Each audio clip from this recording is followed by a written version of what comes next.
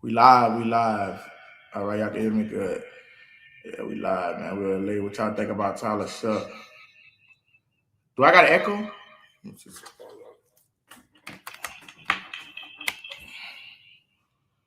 Hello? Do I got an echo? Do I got an echo? Echo, echo. Who that? Who that? All right. I'm all good.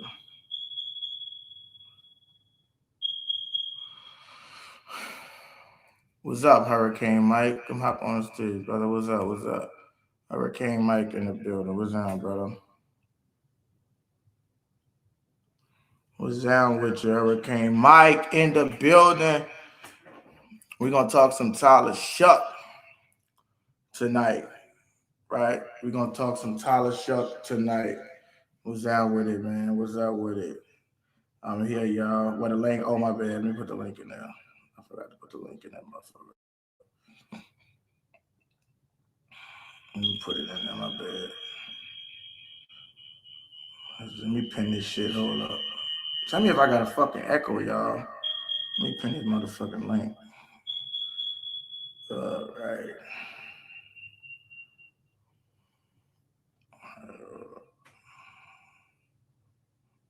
I'm gonna order me some fucking Sonic right quick. Something to drink. But I'm here. Okay, Hurricane Mike is in the studio. What's down with you, Hurricane Mike, brother? That's good, man. Hey, do it sound like I got an echo, bro? Yeah, you have a slight echo. All right, hold up. What's wrong with this shit? Let me see something. All right, you can. Do it sound like I got an echo now? Yeah. Does it sound bad? Is it a bad No, echo? it's not bad. Like, it's manageable. Okay, let me make sure. Mike. Oh, yeah, the echo's gone now. The echo's gone now. Okay, it's good now. Yeah. All right. Yeah, go ahead, y'all. What you got, man? Well, yeah, man.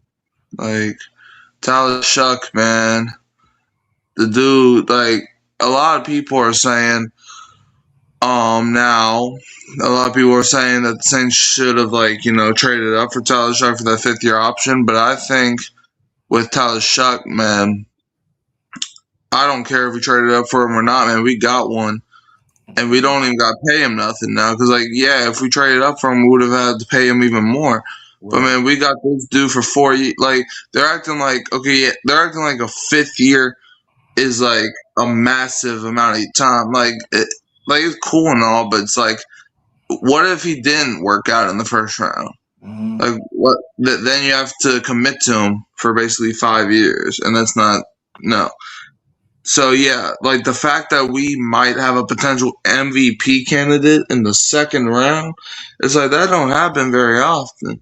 And Right, like no. and like another thing, a lot of people are saying, well, the Saints should have started him day one or week one last year. And yeah, look, don't get me wrong, he's probably better than Rattler, but like look at all the great quarterbacks that sat behind somebody.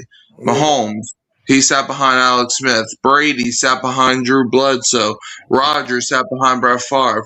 And Spencer Right. Rattler might not be on like a Brett Favre. Spencer Rattler might not be even a Drew Bledsoe or an Alex Smith. But all of these great quarterbacks sat behind somebody. Mm-hmm. And I think that matured Tyler Shough because, like, if Tyler Shough didn't go through that learning experience, being behind Rattler, and even going out there against Tampa and the Rams and struggling a little bit, I don't think we have the Tyler Shough that we have now. So I think with Tyler Shough, don't like Tyler Shough. He's not a perfect QB. He makes mistakes just like every other QB. But one thing I will say, he's resilient about it. Like the dude could throw an interception and then the next drive, a 2-play touchdown. Right. So it's like, I mean, like I know it's the preseason, but like look at the preseason game against the Chargers last year. Man throws a pick six, next drive, 54-yard touchdown. Like Exactly. the man is resilient. Like that's something you can't take away from him. Like that's why when people ask who's the best quarterback from the draft class last year, Cam Ward, he was all right. Jackson Dart did things, but they weren't as resilient as Tyler Shough was. I've seen plays where I've seen games where Jackson Dart goes without getting into the end zone. I've seen games where Cam Ward doesn't he's throwing the ball off of his back foot over and over and over. Right. But I see games where Tyler Shough throws a pick and then follows it up with a touchdown. So that's why Tyler Shough, in my opinion, is the best quarterback from the draft class. Right. Yeah, definitely. I hear so many people constantly, praising Shador and all these, and it's not to say that he ain't gonna be a quarterback, but bro, stop being they got the dick riding, bro. Like y'all talking about a person, um, even though we know there's room for development and improve. Come on, man, we got to stop this, bro. Let's talk about what's hot because we know if uh, Tyler Shough was playing for the Cowboys, it would be nonstop radio. Y'all only doing this shit because he played for the Saints. If he played for the motherfucking uh, Cowboys, it would be nonstop television. So, give this man this is the NFL, bro. We praise who do good and whoever shitty, they do bad. If the Cowboys are trash, why the fuck are they constantly in the media? Nobody want to hear about no shitty ass Cowboys all the time or the Chiefs. Right. I mean, when it comes down to it, it's like some people forget that the NFL is 32 teams, right? But the media acts like there's 5 teams in the NFL. Like it's the same 5 teams over and over and over. It's like, believe it or not, the New York Jets have been to AFC championships before. The Browns have been to the playoffs before. The Saints were in the playoffs a few years ago. The Bears were doing some this past season. Like every single team has their own story. Even the trashiest teams has some years where they're decent. Like even a couple years ago, right? The Jets freaking almost made the playoffs a couple years back. So it's like some of the trashiest teams be having some Cinderella stories. Like, but when it comes to like the great teams, right? If the NFL was like that's why the NFL stands for not for long, because some of the great teams over the years don't stay great. Like I'm sorry, but all dynasties come to an end. And the Cowboys, they had their little run in the '90s, but like, what have they done since then? Since their last Super Bowl in the '90s, they haven't done shit. Shit, bro. It's like they are the only team out of the NFC to not even make a conference championship appearance since 1996. Yep. They didn't never make it. The only team, fat ass Cardinals, did it. Yeah, the Cardinals did it. Like the Washington did it like a couple years ago. It's like, dang, it's like Dallas is like the only. They're just the only team that. I mean, it's just like I can't say I'm sorry for them because I hate the Cowboys and I hope they rot forever. But it's like, dang, like if you're a Cowboys fan and you keep saying like it's our year, sometimes you just gotta be humble. You see, me as a Saints fan, I don't say we're gonna win it all every year. Like it'll be nice, but I don't say like I remember in 20 like even this past season I was like if we win 10 games then yay. But it's like I knew what we were getting into last year, and the year before that I had zero expectations with Dennis Allen running the crew. So it's like, when it comes down to it, some teams the media glaze and just be like, oh, bro, Patrick Mahomes could throw a pick six blindfolded, and they'll be like, what a play by Mahomes, man. Nobody's ever thrown a pick six like that, man. Oh my, it's like, dude, can we admit when good players do bad? It's like, I mean, Josh Allen. There's be some games where the man turns the ball over 5 times, and they want to act like like you deserve the death penalty for saying that man did a bad thing. Right. Like, dude. It's like the amount of times that's like a good good quarterbacks are human, meaning that they could do a lot of good stuff and they could do some bad stuff too. Right. But like Tyler Shough, right? Even with him, Tyler Shough, yeah, he can make some bad plays, but why is Tyler Shough so great to people? This message goes to anybody who thinks Tyler Shough isn't the guy. You want to know why Tyler Shough's the guy? Well, let me tell you. Because resiliency. When was the last time the Saints had a resilient quarterback? Drew Brees, right? Right. Look how he turned out. Like, I'm sorry, but Ian Book made mistake after mistake. Jameis, no, he was kind of resilient, but he was also, 30 for 30. So, but Yep. it's like when it comes down to it, Tyler Shough is resilient because the man could throw an interception and not let that phase him. But yeah, Right. you got like Justin Fields, Geno Smith, and all of these guys where if they throw a turnover or they throw a pick, you basically already know what's going to happen the rest of the game. Mhm. So that's why, in my eyes, Tyler Shough is the guy. And if you don't think he is the guy, I just don't know what you're watching. I mean, you got some brain dead Steelers fans saying that Will Howard is better than Tyler Shough. I'm sorry. Are we talking about like are we talking about in college? Even then, it's like what Will Howard are we talking about? We talking about Will Howard from Madden? Talking about Will Howard from your fantasy world? Like Right. what?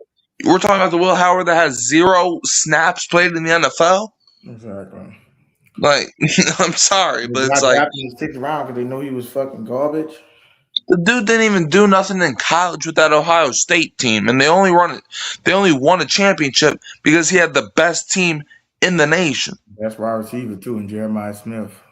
Exactly, like bro, like I'm pretty sure a dog could have led that team to a championship. Exactly.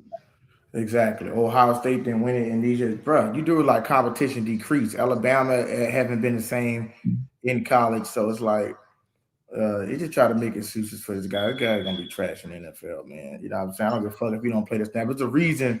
Anytime you let Mason Rudolph, garbage ass, can't beat him out for a starting spot. Come on, man. They don't want. They don't even. Them dudes not even trying to think about that dude right now. All But right. the Steelers fans just need to stop that shit, man. Like I said, they talking too much shit and playing with the Saints, man. Like I said, the Saints has been like this. Was the thing about it. Like that's why I kept trying to ask Tyrone Keaton. You seen the debate? I had posted that debate too that we had did on my Yeah, page. I saw that. Yeah, I watched some of it. Yeah, I saw that. Yeah. And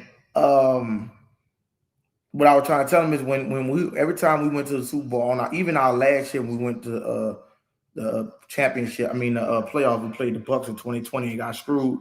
We was always Super Bowl contenders. When they was going on their little run, they wasn't like they make it to the playoffs every year, but they not fucking contenders. Nobody sit up that same Pittsburgh going to the Super Bowl. Even when they make the play, everybody expect them to get knocked out in the first round. We was actually that year when we beat Tom Brady, when we beat them 38-3. We was beating teams' asses. We was literally a Super Bowl favorite, bro. Like Right. beating everybody else. So when we get to think about it, I would rather get to the playoffs with Super Bowl expectations than get to the playoffs, get knocked on the first round, and be picking at fucking 20 again. That's embarrassing. Right. It's worse. Yeah, I mean, yeah. I mean, like I was watching this one video earlier where it was Drew Brees himself talking about like the fact that they only have one ring. And dude, that was so sad because like Drew Brees really should have 4 of them things at least. Yep. Like the 2011 season, one of the best teams of all time. Like if our defense could just stop a nosebleed, we're definitely in the NFC Championship and probably definitely in the Super Bowl because we were not losing to the Patriots that year. Like that was not happening. And then and also another thing that I also noticed, and I was talking with my mom earlier today, and I brought this up. The Saints, whenever they lose a playoff game, they're never outplayed. They Mhm. never get outplayed. They just lose off of bad luck. Well, Yep. I'm sorry, but the Minneapolis Miracle, that's not getting outplayed. That's bad luck. The Exactly. no call, that's not being outplayed. Yep. That's bad luck. In fact, I would argue the no call, we outplayed the Rams. I would argue in the Minneapolis Miracle, we outplayed the Vikings. But they had like 1 or 2 plays that went their way, and that's why they won the game. Exactly. Like, and then like with the second Vikings game, now the Vikings outplayed us. I'll give them that. But in the fourth quarter, like, I'm sorry, if the Saints don't take the 10-second runoff, we probably get a touchdown. Like that's a lot. That's the thing that a lot of people forget that the We still Saints get had. fucking screwed in overtime with the PI. Exactly. And then the overtime bowl crap happened, and then the Tampa Bay game, we didn't really get outplayed. Drew Brees just couldn't throw the ball no more. So like, Yep. And like they actually had a pass interference too on Michael Thomas on that. on that looked like he ran a hitch route or something. They didn't call that shit. But Also, another thing I noticed, right? So, Atlanta fans be saying how we always cry over the no call, be a man, like losers complain. But do you remember back in the 2022, I want to say it was the 22 season when Atlanta played against Tampa Bay? You remember it was a week 5 game and Grady Jarrett sacked Tom Brady and they called roughing the passer, and then they were already saying that was the worst call of all time when it was week 5? I don't remember that game. Well, I remember like it was yesterday because Tom Brady got sacked. They called roughing the passer, and they say it's the worst call ever. But if you talk about the no call, it's like, oh, you should have played better. It's like, dude, are you serious? And that wasn't even a fucking playoff. Man, So that was week 5. Like they weren't making the playoffs regardless. Like it's like, exactly, like stop it. That call sent us to the Super Bowl. It trauma, regardless of the fact people say the Saints should have played through it. It don't matter. They still traumatized the team. Um, you think the game's supposed to be over. If that's San Francisco, they get the call. If that's you see Denver had got the call against Buffalo, even though it was a little pass interference, they still get a call that wasn't that egregious. Then not like that could have slid. They got literally two flags that put them in. I believe it was third down. They put them in when they beat Buffalo this year. But it still shows you that they get the call. Like that call was so fucking egregious. It's like, come on, dude. If you find any reason to throw a flag, that's literally know that you know how to know that's how the game be rigged sometimes. When it comes right, to referees, they do rig the game.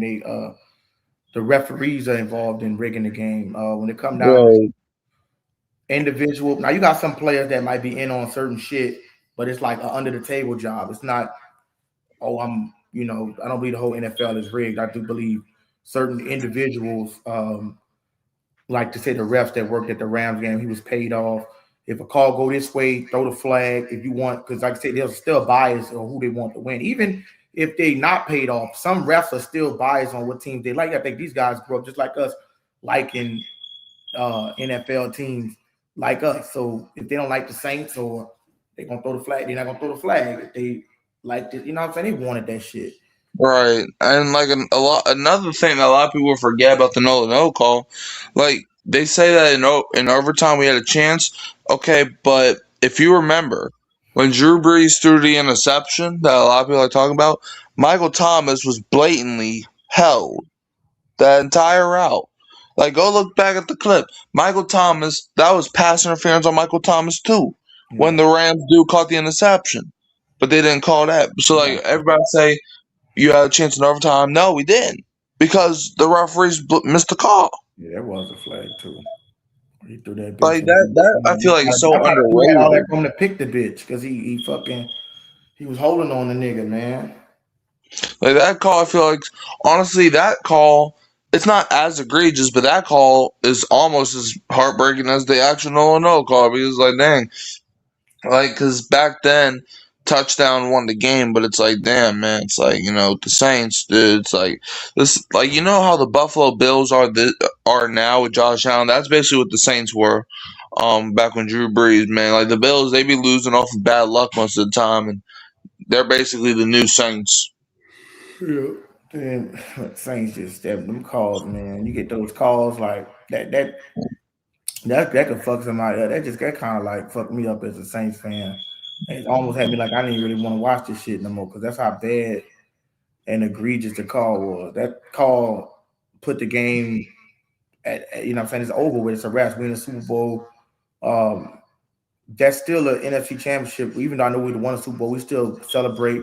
It's nothing worse, man, than having a motherfucker lift up the trophy in your house, bro. When somebody lift up that trophy and the confetti falling, man, that's even worse for the fans because, like you said, you can't. Uh, you got to leave. You can't sit there and stay and watch the. That's just. I couldn't even watch. I never even watched the press conference yet. I mean, Especially if they don't even deserve it, too.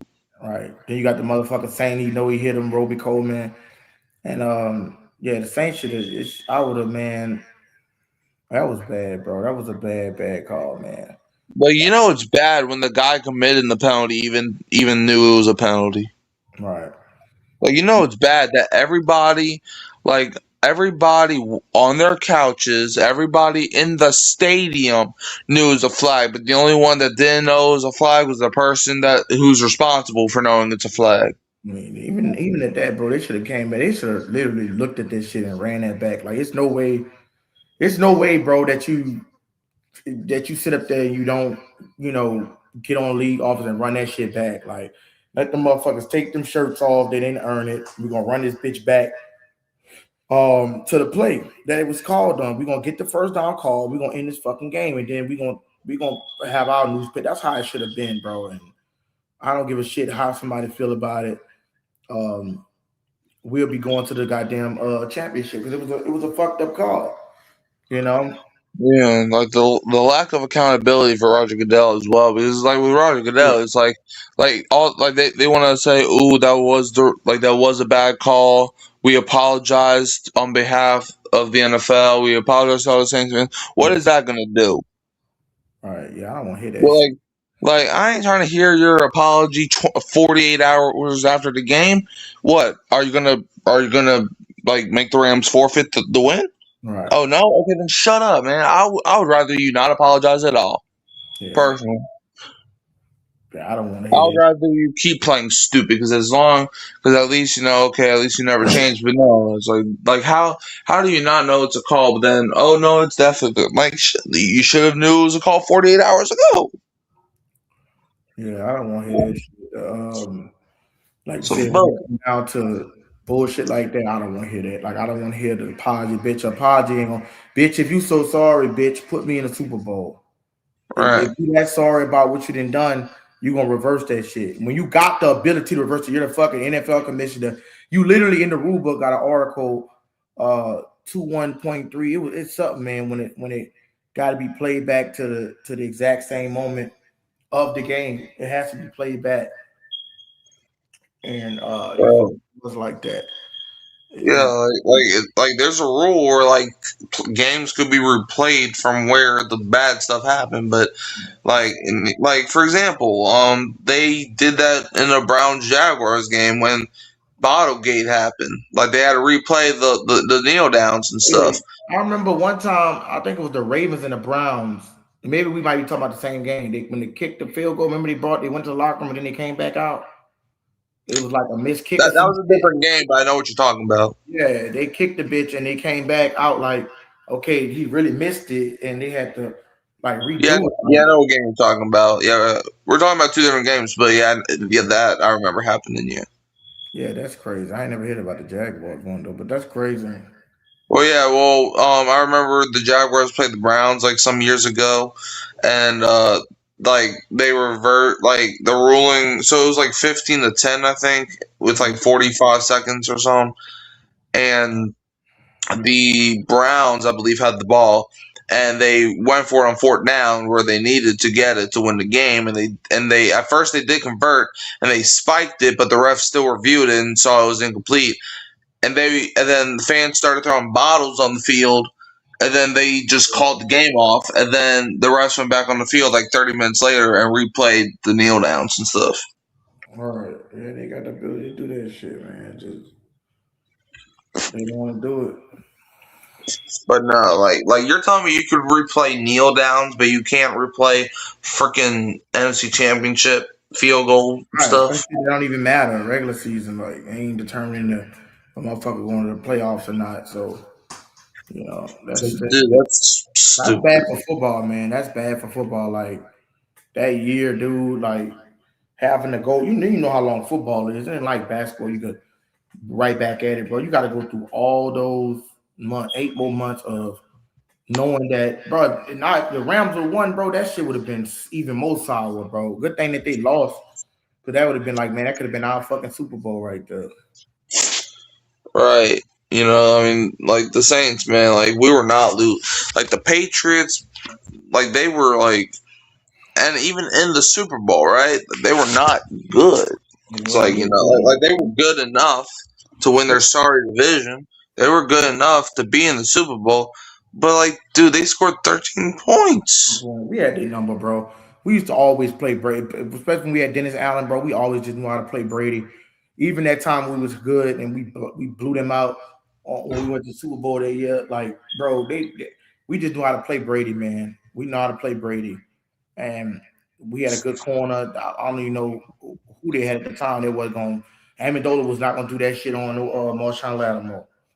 Right. Who was their corner? What, Marcus Peters? I don't know who was covering him, but you Stephon know, Gilmore, yeah, was he on that team? the No, no, no, Patriots. no, he was on the Patriots. Like who you talk? No, Wait, which team you Rams. talking about? Yeah, the Rams. They had Marcus Peters and Oh yeah, Pete, Rams. Yeah, they had Peters, Roby Coleman. They had Pete to leave, but. yeah, Ramsey. He wasn't on Uh-oh, that team, somebody though, might was be a he? Rams fan. Tavon Byrne, you a fucking Rams fan, nigga? Get your ass on this fucking stage. Nah, I find out. He got him to come out. Nah, he coming. I thought that nigga was a Jaguars fan. Oh my gosh, Fuck man. dude, Fuck the Rams, bro. man, F the Fuck the Rams, Rams. yeah, Fucking Rams K, screwed us, bro. man. Ain't They nobody care about them ops. Yeah, fuck the Rams, bro. They literally caused us trauma, bro. And that's fucked up. Y'all know y'all didn't deserve that shit, man, nigga. You gotta be real. That shit was a flag. That And shit you was see how I know? And you see, because this dude, they're always gonna say you're hating, but they're never gonna say you're lying. yeah, Like no, they always say you're hating, but they never say you're lying. yeah, Ain't that crazy? yeah, They're always gonna say, "Oh, you hating," but they're never gonna say you're lying. Interesting. yeah. That was a fucking. That shit was. I might have to do a fucking class on that shit. The Nola no call. We revisiting it. The Nola no call. It was just a bad fucking man. I mean, like that shit make a motherfucker like that would really make a nigga not, like I literally reconsider. Am I gonna watch this shit? Like really skip the whole fucking regular season, which I was planning on doing, and just watching the play. That's how fucking drove I was. But yeah, man, you don't do nothing like that to a team. Like if y'all beat a nigga, just beat a nigga fan square. Um, Adam 22 owns LA. Who the hell is Adam 22? I'm confused. Who's Adam 22? Adams 22. Who the hell is that? Owns LA. What's up, fella? What's up, Randy Major? What's up, brother? Yeah, I don't know who that is. That's not Adam Vinatieri, is it? What's up? What's up, man? What's down, Jeremiah Whitley in the building? What's down, brother? What's down with y'all, man? Who that to y'all, fellas? Who that to you? Yeah, I don't know who Adam 22 is. Who the hell is that? That can't be Devontae Adams. He's 17. Yeah, that's what I was thinking. It can't be Devontae Adams. What's down with your Jeremiah Whitley, brother? Who that to you? Who that to y'all that's just coming in? Who that, Randy? Um, yeah, man. It's It's good, just Jeremy. bad, bro. It get to a point where you can't even ignore this shit. It was blatant. That's why I said nobody can't tell me. They said, "Well, is you said the Saints got 4 Super Bowls? You fucking right." I said they got 4 Super Bowls, and I'm gonna defend it because technically, bro, everybody know we didn't won that Super Bowl. And if you said we couldn't, you still can't say we. You still can't say we wouldn't have had a shot, regardless of how you try to slice it and dice it, bro. Appreciate it. You can't say. I appreciate it. Everybody, y'all hit the like button if y'all can. Hit the like button if y'all can. You can't say that we wouldn't have won it. You couldn't say that we wouldn't have been victorious with it. So it's like when it comes down to shit like that, it's triggering, bro. Like, you know. Yeah, I mean, it's like, you know what hurts the most, though? It's like when you look back on the history of the Saints and people say that you only have one ring, but it's like, dude, we really should have four of them things, man. I mean, 2011, nobody was beating us that year. The only reason that we lost to 49 is because our defense had more holes in it than SpongeBob.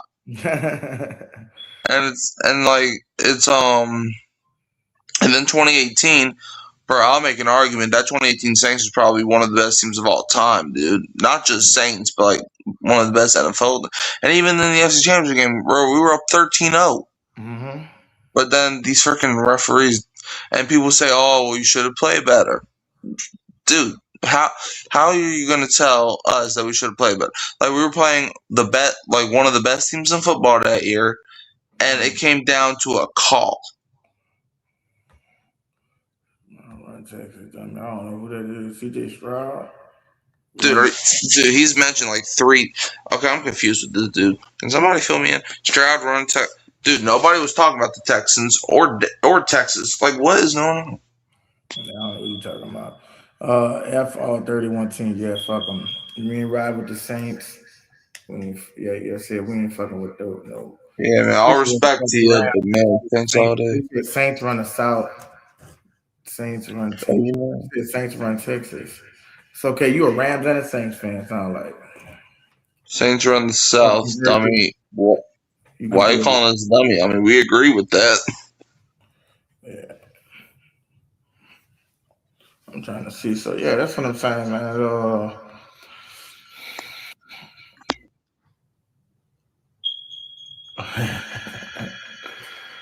um, it's all good with him, man. They probably come from my other channel, man. He talk a lot of shit. He be joking. Fuck the Rams, though, man. Fuck the Rams. Man, Um, bump them ups, man. no, Javon never told me what he was. You know, he was a Rams fan, a motherfucking what you call it?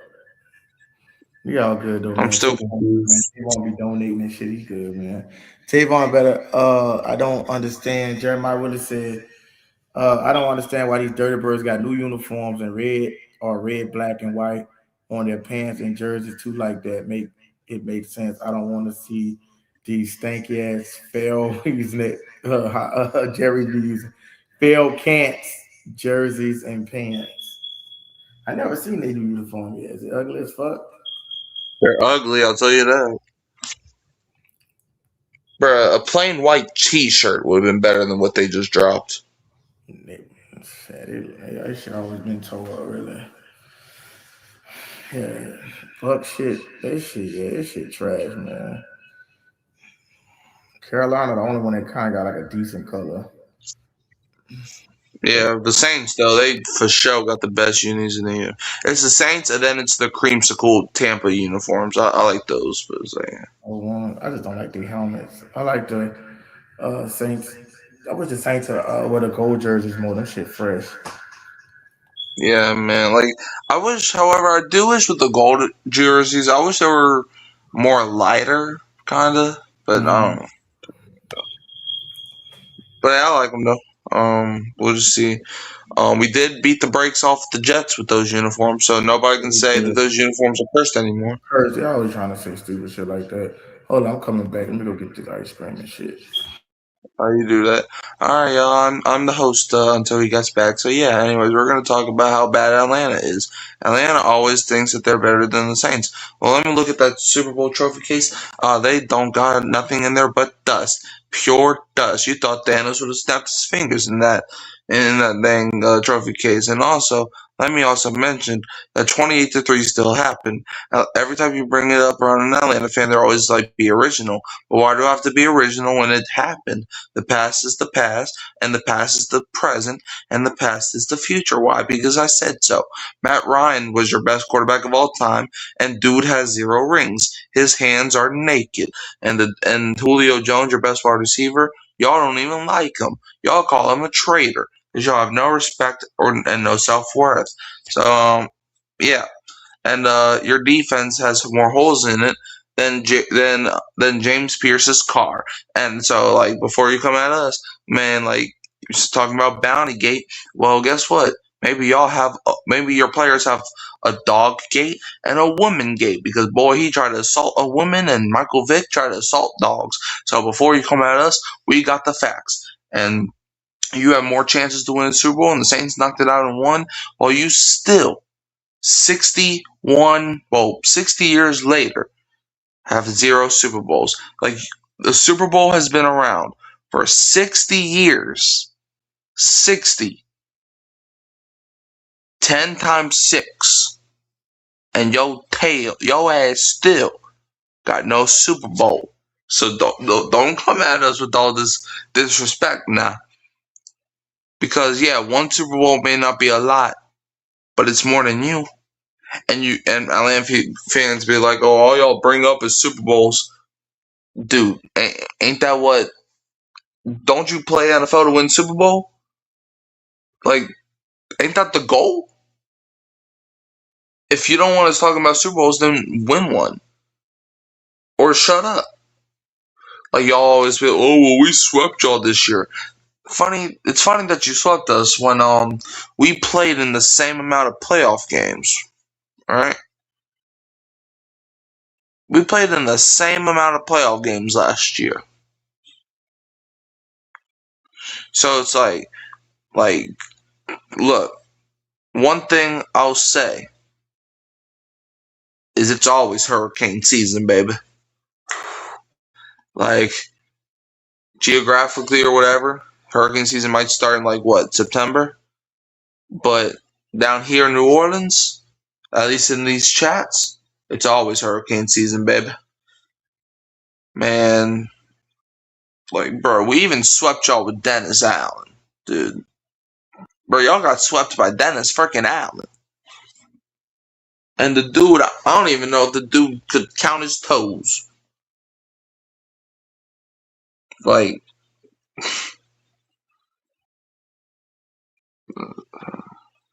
yeah, that's crazy. Man. Yeah, man, it's like, I mean, the NFL has been around for over 100 years.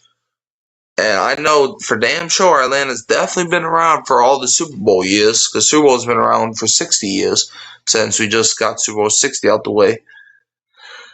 And boy, when I tell you that these Atlanta fans, like, I was watching one video, and Atlanta fans was really crying because they traded for they signed Tua. You're like, I do it. It's like, man, y'all just love these left-handed freaks, man. Like, left hands for everybody, huh? You get a left-hander, you get a left-hander, everyone get a left-hander. Man, Tua couldn't hit air if he fell out of a plane, dude. Like, the man is trash. It's like, the dude, didn't he lead the league in interceptions last year? It was either him or Geno Smith. It was one of them. But if he wasn't number one, he was damn sure number two. And that's the guy you want leading your franchise? Oh, but look at the value. $1.3 million. Congratulations, you paid a quarterback $1.3 million because ain't nobody wanted him. Trust me, if a team wanted Tua, they would have offered more than that. But they didn't want him. But you know why? Because he's trash. Like, sure, Tua led the league in passing yards a couple years ago. Sure. That was 3 years ago. And let's talk about the facts. Tua has yet to win a game. Tua has one career win against a team that made the playoffs that same season. So he can't beat good teams. Have you ever checked his record in cold weather? Screw that. Have you ever checked his record in the month of December? It's not good. It's not a good record. And you got Bijan. Yeah, he cool. But when's the last time a team led by a running back won anything?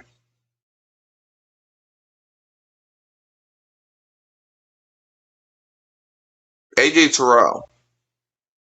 Dude is overrated. AJ Terrell got tore up by Michael Thomas who had like 4 toes back in 2022.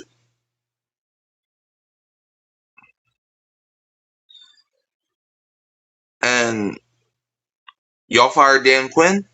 Y'all said he was the problem. Y'all then fired Arthur Smith, aka Watermelon Cheeseburger. The OGs will remember that nickname that I gave him. We fired him. Y'all said he was the problem. And now y'all fired Raheem Morris. And most of the Atlanta fans are mad about that firing. Because, we need somebody to represent the black community. It's like, look, all respect to the black people, But I don't even think they care about Ricky Morris like that. It's just y'all that be caring like that. Fuck It's for like, him. oh, hey, welcome back. Well, To, man, he's more of a trash anyway. Fuck him. yeah, man. I was bored, so I just got everything out. That's all good shit. That's all good, folks. I'm getting this fucking Sonic ice cream. Mm. That's how the NFL history of these documents are no clarity terror who shall be dig on the time, yeah. Storytime, thank you. Yeah, go ahead, keep going. This fucking perfect. Well, Fuck. yeah, all right. Well, while you're doing that, like, also Atlanta fans be saying, "Oh, we drafted Michael Vick in the 2001 draft," but guess what? Michael Vick, he didn't even win no Super Bowl, and Drew Brees was in that same draft class. So, like, they keep saying that, "Oh, we drafted the best quarterback in that draft class." Well, guess what? We got Drew Brees in the second round. Well, no, we didn't even draft Drew Brees. The Chargers drafted Drew Brees. We just, took over the leftovers. But it's like, Drew Brees was drafted in the second round, and they couldn't even capitalize on that. And like, the Atlanta could have drafted LaDainian Tomlinson, who would have been way much You about better than that Michael bitch Matt Baker. Ryan, his bitch ass. I like that Yeah, motherfucker. Ryan. That's why that yeah, and bitch their best MVP. quarterback was Matt Ryan. How Like the that fuck y'all quarterback, get Matt Ryan an MVP over Drew Brees? exactly. That's stupid. But you know what? It don't even matter. You know why? Cause Matt Ryan his hands are still naked to this day. Um, Dude's hand looks like string cheese. Not a single ring on it. yeah, Jerry, you should remember the Monday Night Football on September 25th, 2006. Yeah, don't come fucking. I remember that with Chris Reese blocked that punt. Yeah, Steve Gleason, man. They even made a Oh, statue yeah, of that Steve man. Reese. Oh, man. You must have went back and watched all them fucking highlights, huh, Mike? At least you were watching in 2017. Yeah. I watched the highlights, man. But it's like, yeah, because I started watching. Well, it was actually 2018, technically, that I started watching. But yeah, I feel that. Hmm. Yeah, what The team first you? game I ever watched was Minneapolis Miracle, and that still put a dent in my soul. But it's whatever. So what happened? You just started. You just got hooked on football like out of the blue. Yeah, it was just one of those things. It was playoff time. I remember we played the Panthers in the wild card round, but I was doing something with my dad that weekend. And then the next weekend, we were playing Minnesota, and like I said, I don't have a clue what's going on because I'm not a football fan yet. Damn, so Um, you came in there watching, not even knowing football. Right. I just walked into because I used to like I didn't hate football. I just didn't really like it. But then I walked into the front room of our house, right? And my grandfather was sitting there watching the Saints Vikings game, and I'm like, you know what? I'm like I was just there to hang out with my grandfather, and he was teaching me about football while I'm watching the game, and I'm like, this sounds kind of interesting. And then I watched the game, and then I'm like, oh, the Saints about to win this thing. And like I'm not even a Saints fan yet. I'm just having fun with it. Like but then I'm like, and then the Minneapolis Miracle happened, and I'm like, what happens? Because I was still clueless. But it's like, Yeah. but no. And then ever since that day, for whatever reason, I just stuck around, and here we are. What Was like you nine, like something when like you that. see the Minnesota Miracle? Was you what went through your mind? Like, was you like extremely pissed, or you was like, oh, I just did it really put like fuck you up because you was like got into it? Well, like it messed me up years later, but like when that play happened, like don't get me wrong, I was disappointed and I was sad, but like I was like, we still got next week, right? And they were like, No, no, that the season's over, and I'm like, darn it, I no, just got here, I no. just got interested, and you're telling me now I gotta wait. And then like I remember that off season felt so freaking short though because it was like because like I don't know why maybe it's because I wasn't even focused on football like that.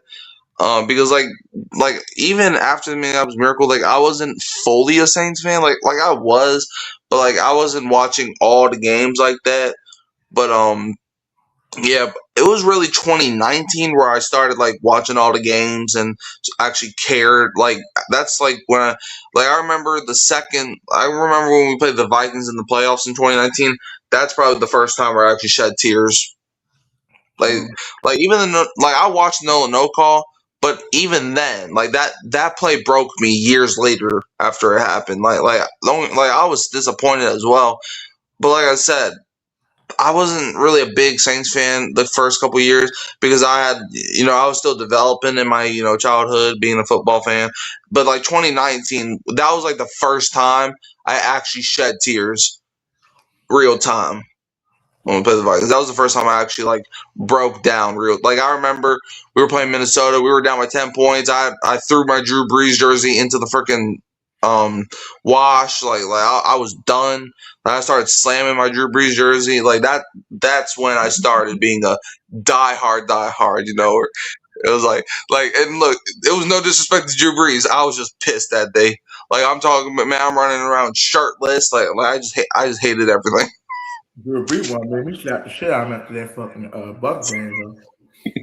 Yeah, I remember after that Bucks game, I walked in sad as hell, and I'm like, because I knew what was about to happen, and I put that Drew Brees jersey in that closet one last time. Like I still wear it, but I was like, man, I just put it in the closet for one last time, and I kissed it and shit. It's like, damn. So yeah, that's my origin story. Jeremiah Williams say Falcons defense and offense completely trash for 7 years isn't in my ear. And then he Yeah, said, me too, y'all. I'm so pissed off about my team. Got lost on every playoff and NFC championship with a no call like that. Really shame to me like that. Yeah. What happened to me was I was so fucked up. I almost caught a fucking stroke. Like my sister them had to come get me off the floor. Um, me and my wife watching it in 2018 and no call, and I was fucking traumatized. I ripped my whole. I had a brand new Camaro T-shirt. I ripped that bitch right in half. I ripped it in half like I was Hulk Hogan or some fucking body. I was so mad. I tell you, I was so because I that person. I literally, if I watch the Saints game, I don't miss a play. I literally sit there and watch the whole game, like not binge watching it, just watching it. And I'm just like, how the fuck? I looked at him and said, "There's no way he missed it." I'm like, if this come back to bite us, then you know what made it even worse? This son of a bitch hit a 57-yard field goal, bro. Like if he would have missed that shit, like a 57 is not a chip shot. So if he would have missed that, we'd have been like right there. All we needed was a field goal. We'd have had good field position, but bro, I was so angry, bro. If I had to pick, yeah, I would just have to go with the no call because it was actually to go to the Super Bowl. And when I tell you, yeah, I'm still traumatized. Like sometimes I just go back and revisit it just because it's just like I can see what people talking about. Like I just and it was so fucked up because that's all people was talking about. You know what I'm saying? And I heard a motherfucker try to say, "Oh, they had a face mask on Jared Goff." Fuck all that. We talking about the last play of the game that would have ended it. And that's why I say Sean Payton do some questionable shit too, because I don't believe we get to the no call if this dumb motherfucker don't throw it twice on first down. yeah, He threw it on first and third down. Like then you throwing it to Tommy Lee Lewis for what? Trying to do some trickery shit. Throw it to Michael Thomas. Maybe Michael Thomas come down with the ball and it's a first down and game over. Maybe because Coleman was on the other side, Michael Thomas was on the opposite side of the fucked up ref. yeah. I mean, like. Yeah, like I said, like when that no call happened, because my mom, she has three favorite teams, and the Rams being one of them. Oh man. Ironically, her number Oh, one team is the. Yeah, I know it's a whole story. Like she has specific reasons why she likes all the teams, but it's like yeah, but yeah. But I remember when that game was happening though. Like, don't get me wrong, I was excited as heck. Man, we went up 13-0. I was like, yo, we're about to do this. We're about to go to the Super Bowl because like I'm young, like this, like like I said, I'm young. Like that's the second year I how watch old you football, right? So was? How old you uh, was? yeah, I was like, how old would I have been? That's 20. Well, yeah, so I would have been the age I turned in 2018. Let's see, I would have been like, let's see, I was born 2009, so 10, 11, 12. Damn. I would have been 9. Like, yeah, I would have been like 9. Um, God damn. So yeah, I remember running around screaming. I was like, "Man, we're about to go to the Super Bowl," because back then I didn't know teams could come back like that. And then like the no happened, and I remember I made a whole diss song about the Rams. Like I didn't publish it or nothing, but I remember my sister and I. we both worked on some. Well, it was more of a freestyle, but like we dropped the whole. Well, we didn't drop it, but like we made a whole diss song about the Rams. Mm. Like, yeah, it was man. Like it was especially painful because like the entire family was there, and it's like man, it was like it was like me just. And then like at that moment, I was like, why? Like, and like even in the Super Bowl, like I watched some of the Super Bowl, but I didn't stay up because to be honest, that game bored the heck out of me. It wasn't like a boycott or nothing. It was just me being bored as hell because the game was boring. There was no Saints, and the game was boring. Maybe boring. I just remember watch it. On time I like watch a game is if I want somebody to get the ass kicked. Like when I watch, um, I wanted the Buffalo to lose so fucking bad. I just got sick of that Josh Allen shit, and I let them. I watched a little bit of it though, but I'll probably watch Cincinnati because I like Joe Burrow and Jamar Chase and shit like that. LSU niggas, but Yeah, well, I'm a big football fan now, but it's like, but yeah, I remember, there was this, so there was this one game back in 20, I want to say it was 2019 or 2020. It was the Monday night game where the Saints blew out the Colts 34-7. I remember that. you mean 60 Drew Brees percent? broke like Drew Brees broke like some record that game. But I was like, I remember like at halftime I fell asleep and I started sleepwalking. I mean, the game we beat them 62-7. No, I'm talking about a different one. Oh, okay. Like, I'm talking about the one that happened. Like I remember, it was the year Andrew Luck retired. Like that same shit. Yeah, we beat. Yeah. Yeah, it was like late in the year, and Drew Brees, he broke some type of record. So I was like, yeah. But I just remember I started sleeping. Like, dude, being a Saints fan can make you like, like being watching football can make you reveal stuff about your character that you don't even know yet. I know, Like, bro.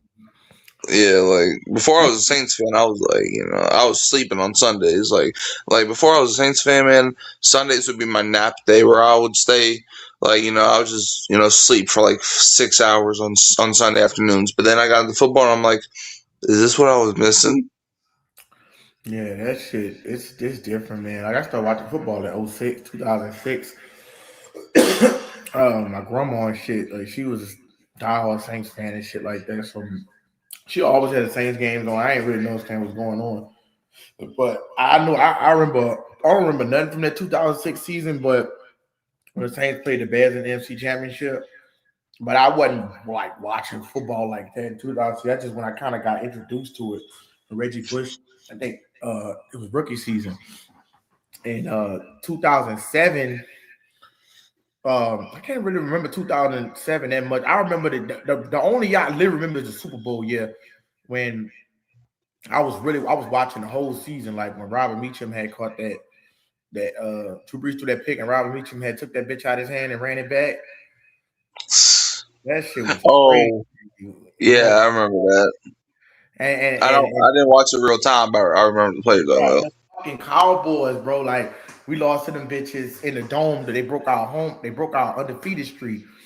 I was so fucking mad. They beat us, and then we rested our starters, so we lost to I think Tampa and Carolina, so we were 13-3. But I was so happy that I am so still grateful for that season that we got, that we completed it, because we still completed that season and got us a Super Bowl. You know what I'm saying? So but like I said, those other years, bro, like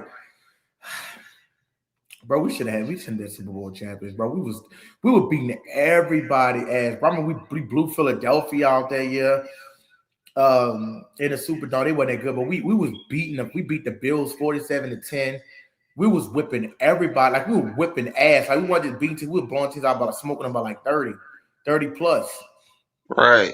And to not we had in the NF went to the NFC Championship, so we almost got, but to not even reach a Super Bowl, man.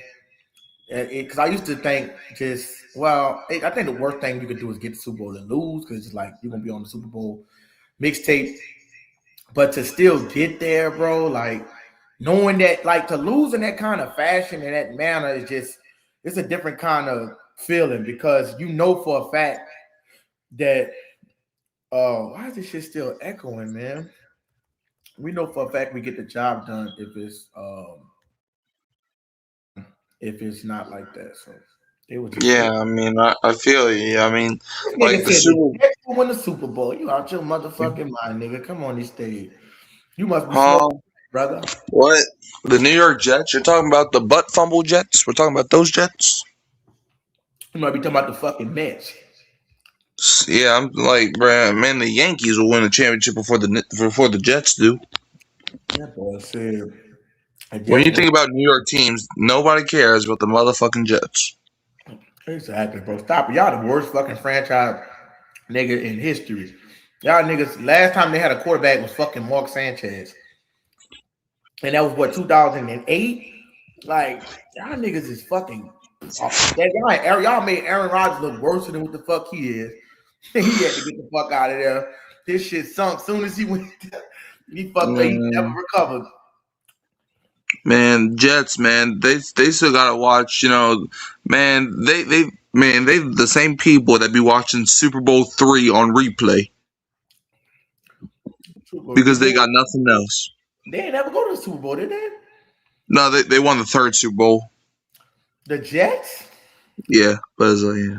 Remember them motherfuckers winning the Super Bowl? Yeah, it was Super Bowl III against the Baltimore Colts when Joe Namath sold his soul to the devil or whatever. But it's like, Nigga said throw it to the devil. but it's like, Wait, was they the New York Jets at the time? yeah, they were, yeah. But back then, there That's was fake. the AFL and NFL. So yeah, the That reason, wasn't even, yeah, man, that shit, all that fake ass shit.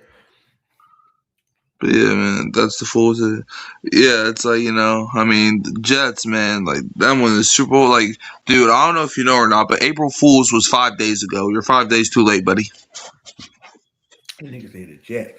The Jets is a fucking abomination to their division. They're literally the Jets, garbage team. They didn't make the the playoffs Jets, since they dude. had Sanchez, I think. Wasn't it? They didn't No, make the playoffs since they had Sanchez. the Jets haven't made the playoffs since what, 2011, something like that. No, who won 2011? That would have been like 2008. I think after they played the Steelers and the Yeah, AFC like they made deep runs with Sanchez a couple times, but other than that, it's been dark and painful. So it's like them winning the Super Bowl. It's like, bro, you can't even do that in Madden. And trust me, I've tried. It's impossible. dude. Oh, I'm glad you brought up man. Do you got man 26? I do. Bro, how in the fuck do you kick a field goal on that bitch?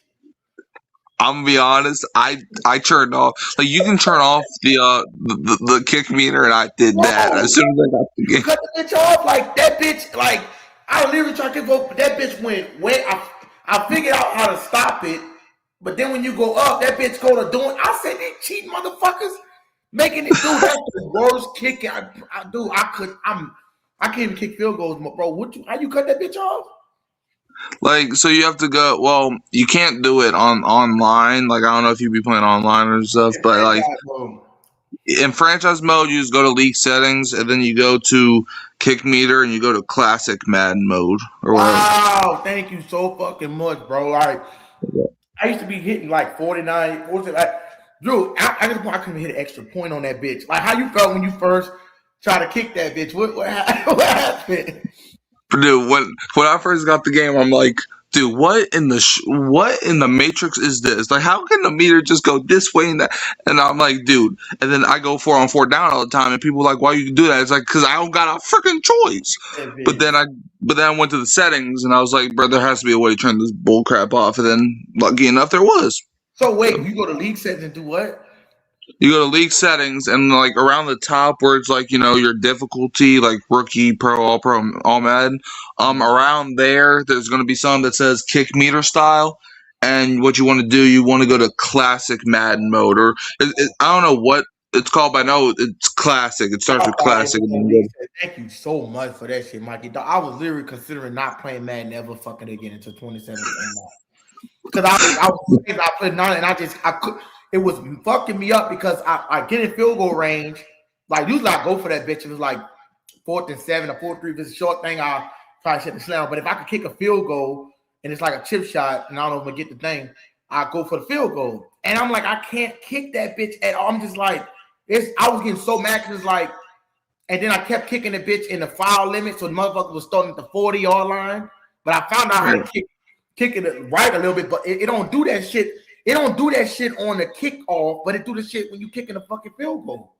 Right now, college football, like I don't know if you play college football 26, but they like you can't get rid of the kick meter in college football 26. I don't know why, but I know Madden 26 because I remember it was like thankfully I found it early enough where I didn't want to throw my damn controller, but it's like because like I'm like dude, there has to be a way I can't because like I was considering just I don't care if it was 4th and 27 at the 35 but nah like unfortunately online that's why I stopped playing online because you can't stop I stopped playing online but like yeah like man but when I found thank God like because you know how Madden used to have the meter where it's just a line and you just have to angle it right, well that's basically what classic Madden mode is, and I'm like thank God dude. It's like because I'm not trying to have even extra points were tough to make with that damn field goal thing. I missed like 2 of them bitches. I'm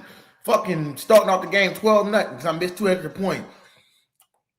Yeah, like man, I need to go for a 2-point conversion, but I can't find the right play. Usually I run like I'd be in the pistol or the shotgun. Now I do like run try to look for that play where I can get a quick slant so I can have a quick automatic touchdown. Like that, bro.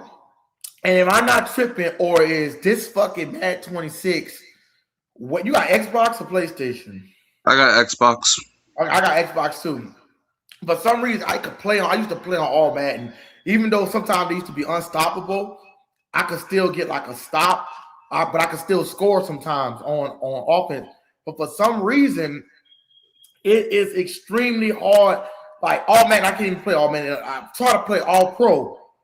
I had to put that bitch down on pro, bro. I'm like, this shit is way harder than it's like that with the 2K too. Like it's harder, especially with the meat and shit, shot meat on 2K. But it's way harder on the older Maddens to play that bitch. Like I can punish it all Madden. I can't. I'm not tripping. That bitch harder, bro. Yeah, like I used to play all Madden as well, but it's like, dude, my guys keep fumbling the ball every time they get breathed on.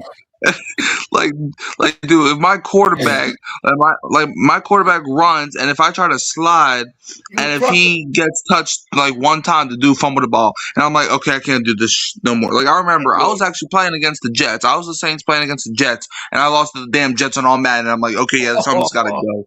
Like I'm done with all Madden. And it's not a skill issue. I used to never play until I started getting mad. Like this shit too easy. Then I started hitting motherfuckers up and I said, you know what? I play all Madden. Like sometimes they could give me a little challenge all man, but I want to eat winning.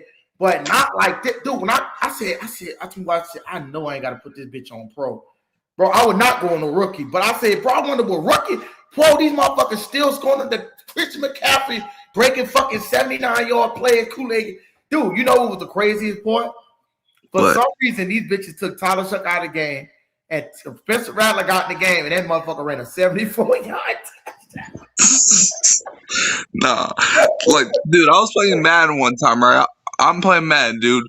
Quarterback throws the ball, right? Like, I think I was playing against the Chiefs, I think. Mahomes throws the ball.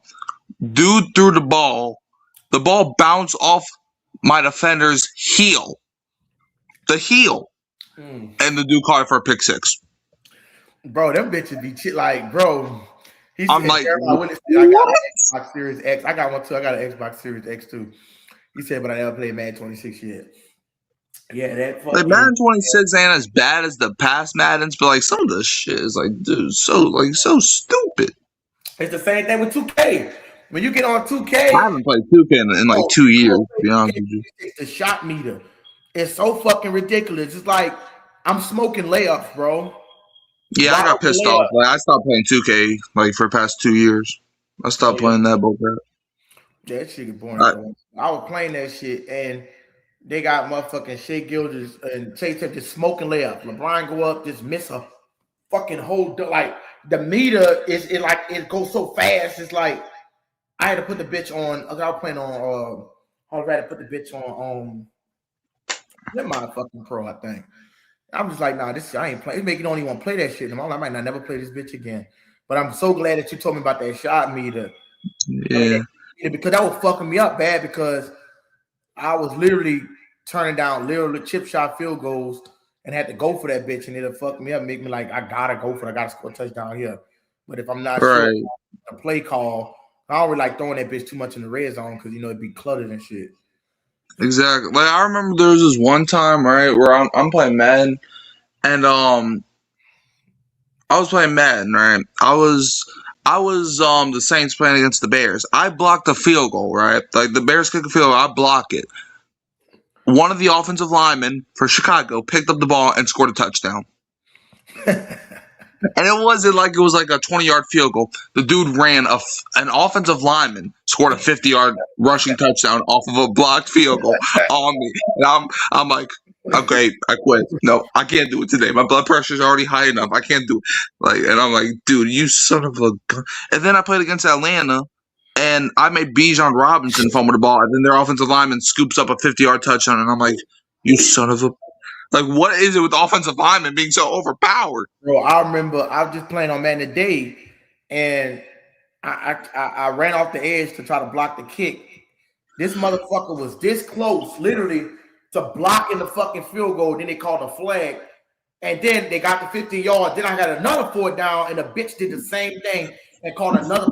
I was just supposed to tip. Like usually when you touch this shit, they not supposed to call it because you got a piece of it. Them bitches throw that fucking. I said, bitch, y'all in the Superdome calling this bullshit. I said, yeah, these motherfuckers hate the Saints in real life and on the game too.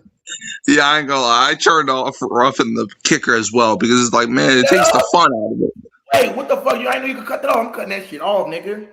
Yeah, like, well, for that one, you got to go to gameplay sliders and you can turn off roughing the kicker. And I did that immediately because, like, every time you try to block a field goal, they call a flag. I'm taking it off. I'm taking Yeah, that. with that one, you go to gameplay sliders. Like the one for the field, like to get rid of the field goal, that's league settings, and the roughing the kicker is gameplay sliders. And I also max out my kicking because, bro, you can't kick a 50-yard field goal like for whatever reason. Like it pisses me off. So that's why I freaking max that shit out. I'm like, nah, I'm making 70-yard field goals whether you like it or not. I don't care if you hate me. Hard to hit them fucking field goals.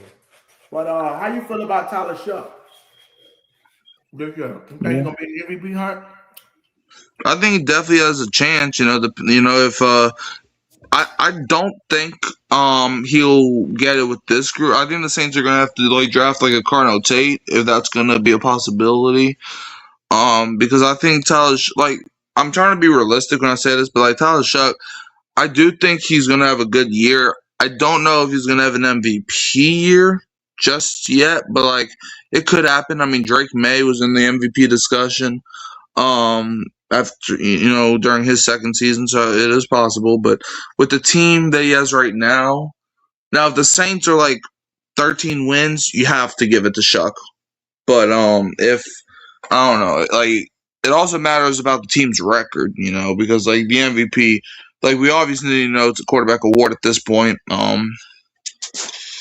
But yeah, I think Tyler Shough has a chance to win it, but it's not going to be an easy thing to win if you're Tyler Shough, but it's definitely going to be like like I said, if the Saints have a great season, he's going to win it because preseason expectations or whatever. But it's like if the team barely wins the division, he's not getting the award because you know how NFL because no matter how we feel about Tyler Shough, we know the NFL media is going to do some bull crap. And I'm sorry, but if Drew Brees didn't win the MVPs that he should have won, ain't no way Tyler Shough gonna win the MVP. Even if I feel like he should be up there, if Drew Brees didn't win any MVPs, I just don't see a world where Shough wins the MVP. But hey, if he does, great. If he doesn't, then I'm not.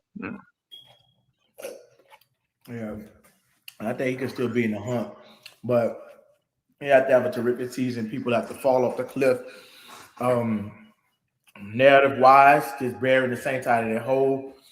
I don't know, but it'd be crazy though. But I do think he's gonna be in the hunt. um, for one of the best quarterbacks. I do think he's gonna solidify himself as a top five quarterback this year. Um, he got a full season to showcase himself, full season to actually do what he's supposed to do. And you lay out that full playbook. You go through training camp, get first team reps. Now he was splitting reps for Rattler last year. You give him a full season to do his thing. I think the sky's the limit for him, bro. Like uh, fresh pair of running back. Now, yeah, a lot of people want to draft a lot of running backs in his draft. I don't know why. I think it would be a horrible pick to get Jeremiah. I mean, if we didn't have Travis Etienne, yes, but to go get another running back, that's basically throwing Alvin Kamara out the door.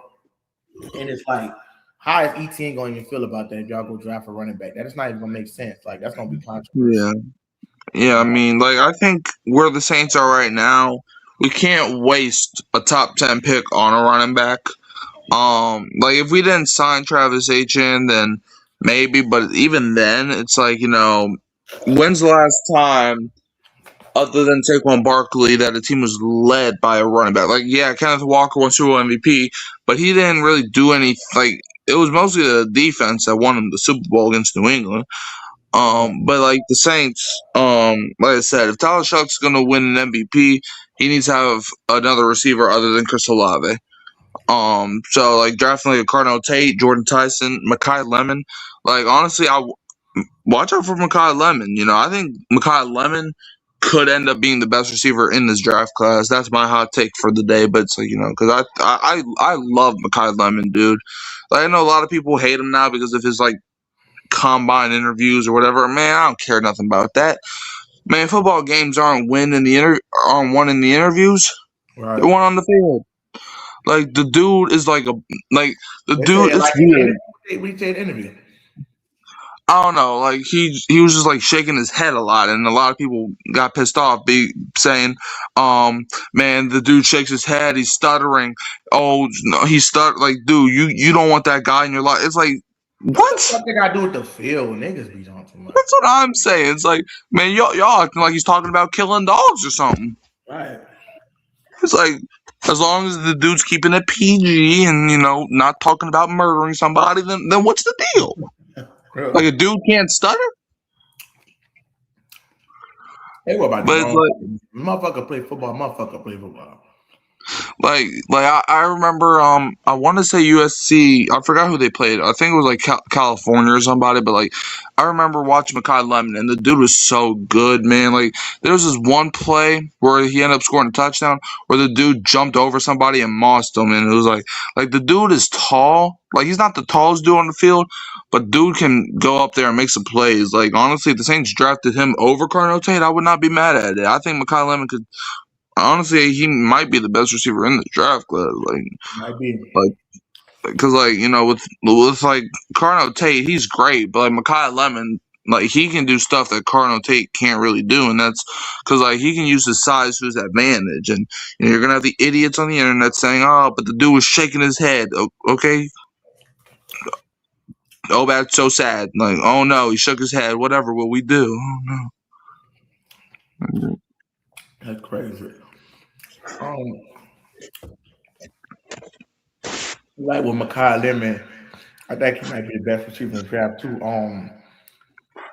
And he better get him because for the Rams taking, because they got the Rams projected to take him. Them bitches don't need no more receivers.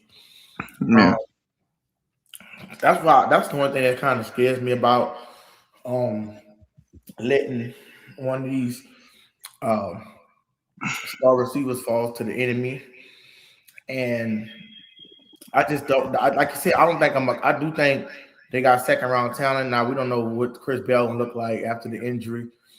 Um, but I do think McCollum might be the best prospect in it, just as far as just lighting it up. And then I think he plays slot too, which give we can still put the Von Bailey out at the two out wide. Um, all right. Jordan Tyson kind of dealing with the injury and shit like that. We don't know how that's gonna look, but I don't know, man. Just like you say, it just looked like he might be the best prospect or whatever and shit like that. So I don't know what they're gonna do about it. But Yeah. I don't know, man. I wouldn't take. I'll take the. I think he might be better than Cornell Tate.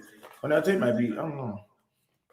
Like Carl Tate, the thing that bothers me about him though is like whenever he played against the best of the best in college football, he didn't do nothing. Like when he played against I think it was Indiana that they played against. I remember Carnell Tate was playing right.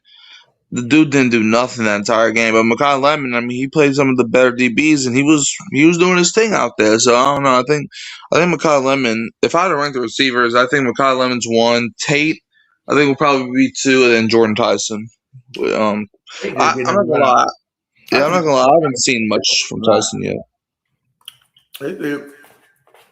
Jordan Tyson, he was cooking one of the best. Some of the he just get hurt too much, but he was playing good against good competition too. Yeah, well, I'm not gonna lie. I haven't seen too much film of Jordan Tyson yet. I still got to do my scout on him, but yeah, we'll see. They ain't gonna pick him. He too injury prone. They say. Yeah, I don't know. I mean, I don't know. As long as the injury ain't like too bad, then we'll be fine. But we'll just see how things go from there. Like I'm not really concerned about like a player coming up injury. I'm just concerned about if it's gonna be a availability problem. Like maybe like it's nothing worse than a motherfucker getting hurt and they can't play in the playoffs and shit like that. Like Right, like Chris Bell. I mean, the dude's coming off of a torn ACL, how that's gonna look. so yeah, that's gonna be I'm that's not basically getting a nobody coin coming flip. off ACL, bro. I don't give a fuck how young he Yeah, might get unless he fall at a certain play. I'm just not doing it. We don't know if he's gonna play. He might be a shell of himself. He might be good, but it's like you get fucking ACL in college. Like that shit kind of early, bro. You know, yeah. he be getting them Yeah, injuries. especially since his torn ACL came at the end of the season as well.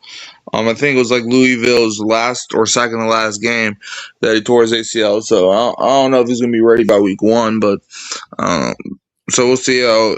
That's why Chris Bell fell out of the first round in a lot of mocks because of the torn ACL. But I don't know. We'll see if he gets drafted. Don't expect a week one start from him, but I don't Yeah, know. We'll see. I can't. I ain't gonna be able to fuck with that, then, bro. Like, if you ain't gonna be able to be available for week one, like that's the Yeah, game plan. that's why I don't really want to draft Chris Bell. Like, I understand he played with Tyler Shough, but I want a guy that can ball immediately. Like, what if we're playing if we're playing Atlanta week one? I want us to be fully healthy, so we have no excuse. Right. Right. I want to be able to showcase our talent and shit. Yeah, like Yeah, you remember Chase Young, like the dude, like Chase Young had 10.5 sacks, and he didn't play until what was it, week 6? that's crazy, bro. That nigga would have had probably about 22 fucking sacks. Yeah, like the dude have had like his sack numbers, like it would be like he probably would, broke the sack record before Miles Garrett did. It's like, dude, He probably did shit. I mean, six games missed, 10 sacks. Like that shit clutch, bro. like the dude would have had at least like 15 sacks if the dude played those extra 6 games, at least 15 more, like at least 15 sacks, Right.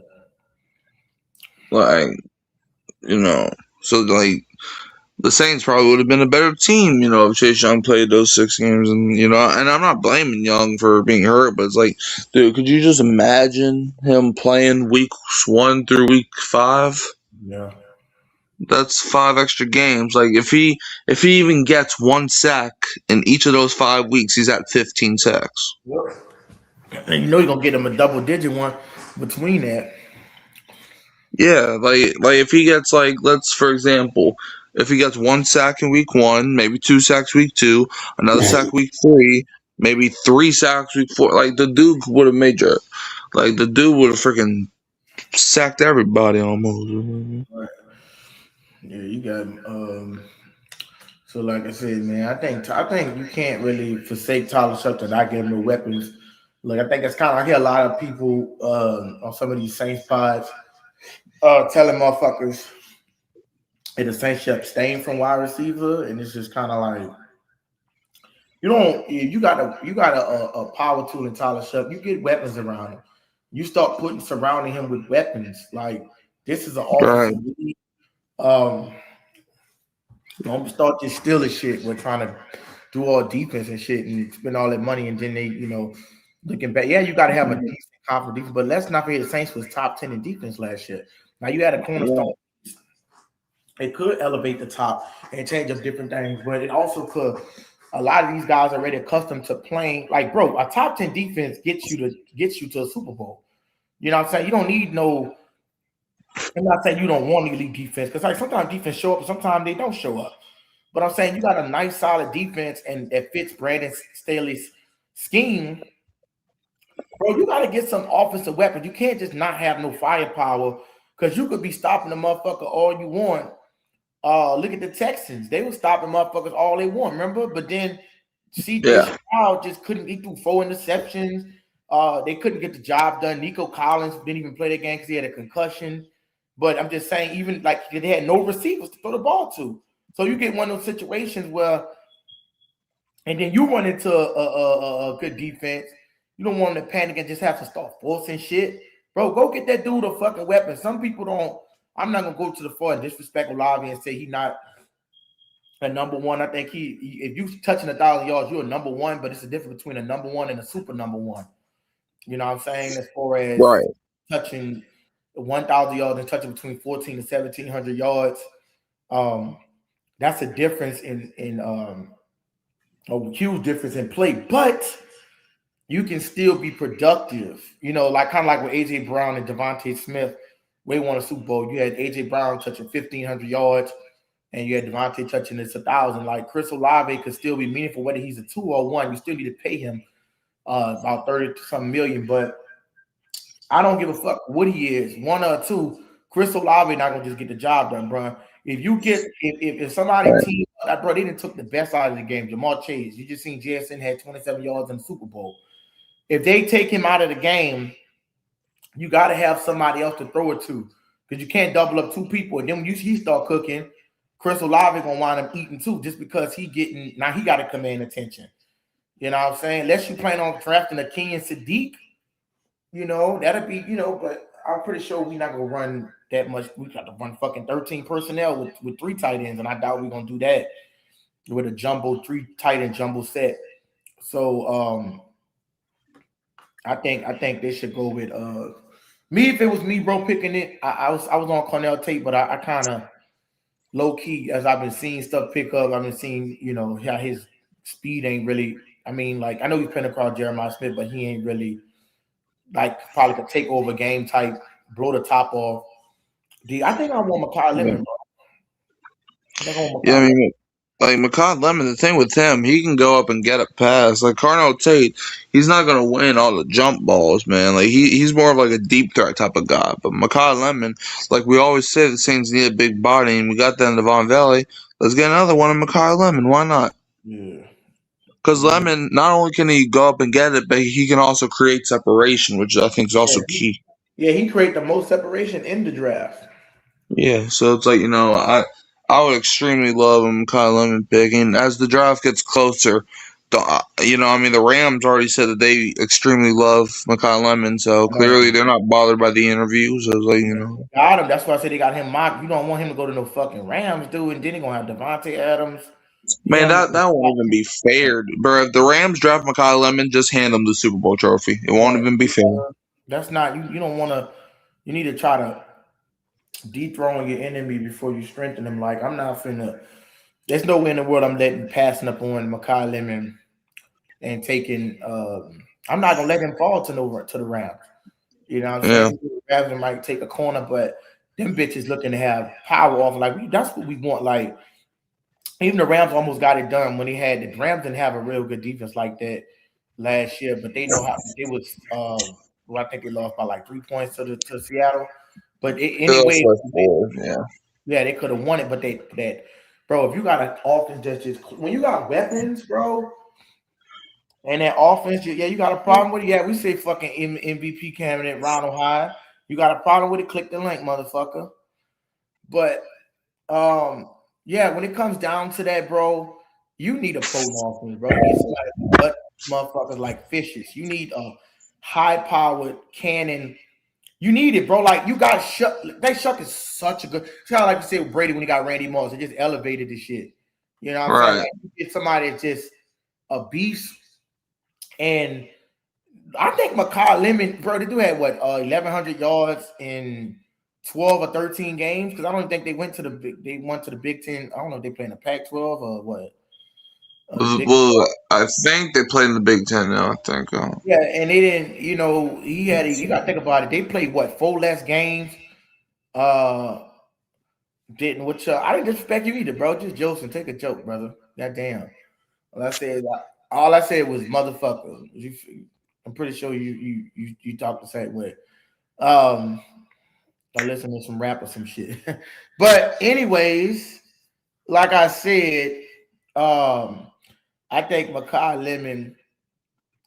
I go with Makai Lemon, bro. I had to take Makai Lemon. There's no way you telling me that dude ain't gonna produce, and especially if you can line him up in a slot, like that's just gonna give us some extra help. He just come out the gate swinging. I think you treat him and Olave as them, give them both big targets. Like I want 2,000-yard receivers. Just like Jamar Chase, T. Higgins, Devontae Adams, and AJ Brown. I want 2 receivers, bro, that can play. Like, and then like you're not even taking accountability that Chris Olave, the nigga might get hurt.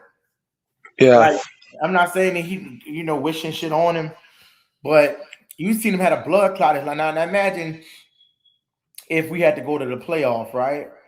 And he would have been out the next week with a blood clot. He wouldn't even played round one of the play. He wouldn't even played in the wild card. Right. He probably would have So, been out for the playoffs, just for precaution. exactly, he could have been out. And if he having shit like that, Lil, what's up, TK? If he having shit like that, then I don't know. My bad. We didn't go live on the channel, TK. We waiting on Zam and shit. But we'll go whenever he come back. But yeah, I mean, I can't really see them. If they pass up on, like, if it's not now they got us drafting.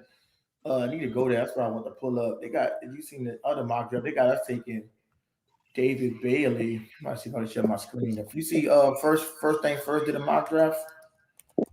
I heard, yeah, didn't they say something about David Bailey? To the Saints. Yeah, I mean, the thing that I don't like about David Bailey is the dude struggles in the run game. He do, but he an edge though. You think he gonna affect? I don't know because I feel like we already got Chase Young. I mean, I don't know because the Saints defense really like the defensive line that we have don't. Brian Brzee can't really stop the run. Chase Young is decent at stopping the run. Granderson, he's probably our best run stopper there. It's like I want some guys that because we already got Chase Young that can rush the passer. I want a guy that could stop the run. Right. Yeah, I want somebody because yeah, I mean, and then they got this guy Arvell Reese. I don't really I don't think I'm gonna put too much stock in the Arvell. Like, we don't need those. We needed somebody that can take the top. I mean, like I don't know how you guys feel about this. If I can find this shit. Let's see if I can feel this shit. You got Mahomes and shit. I don't give a fuck about Patrick Mahomes.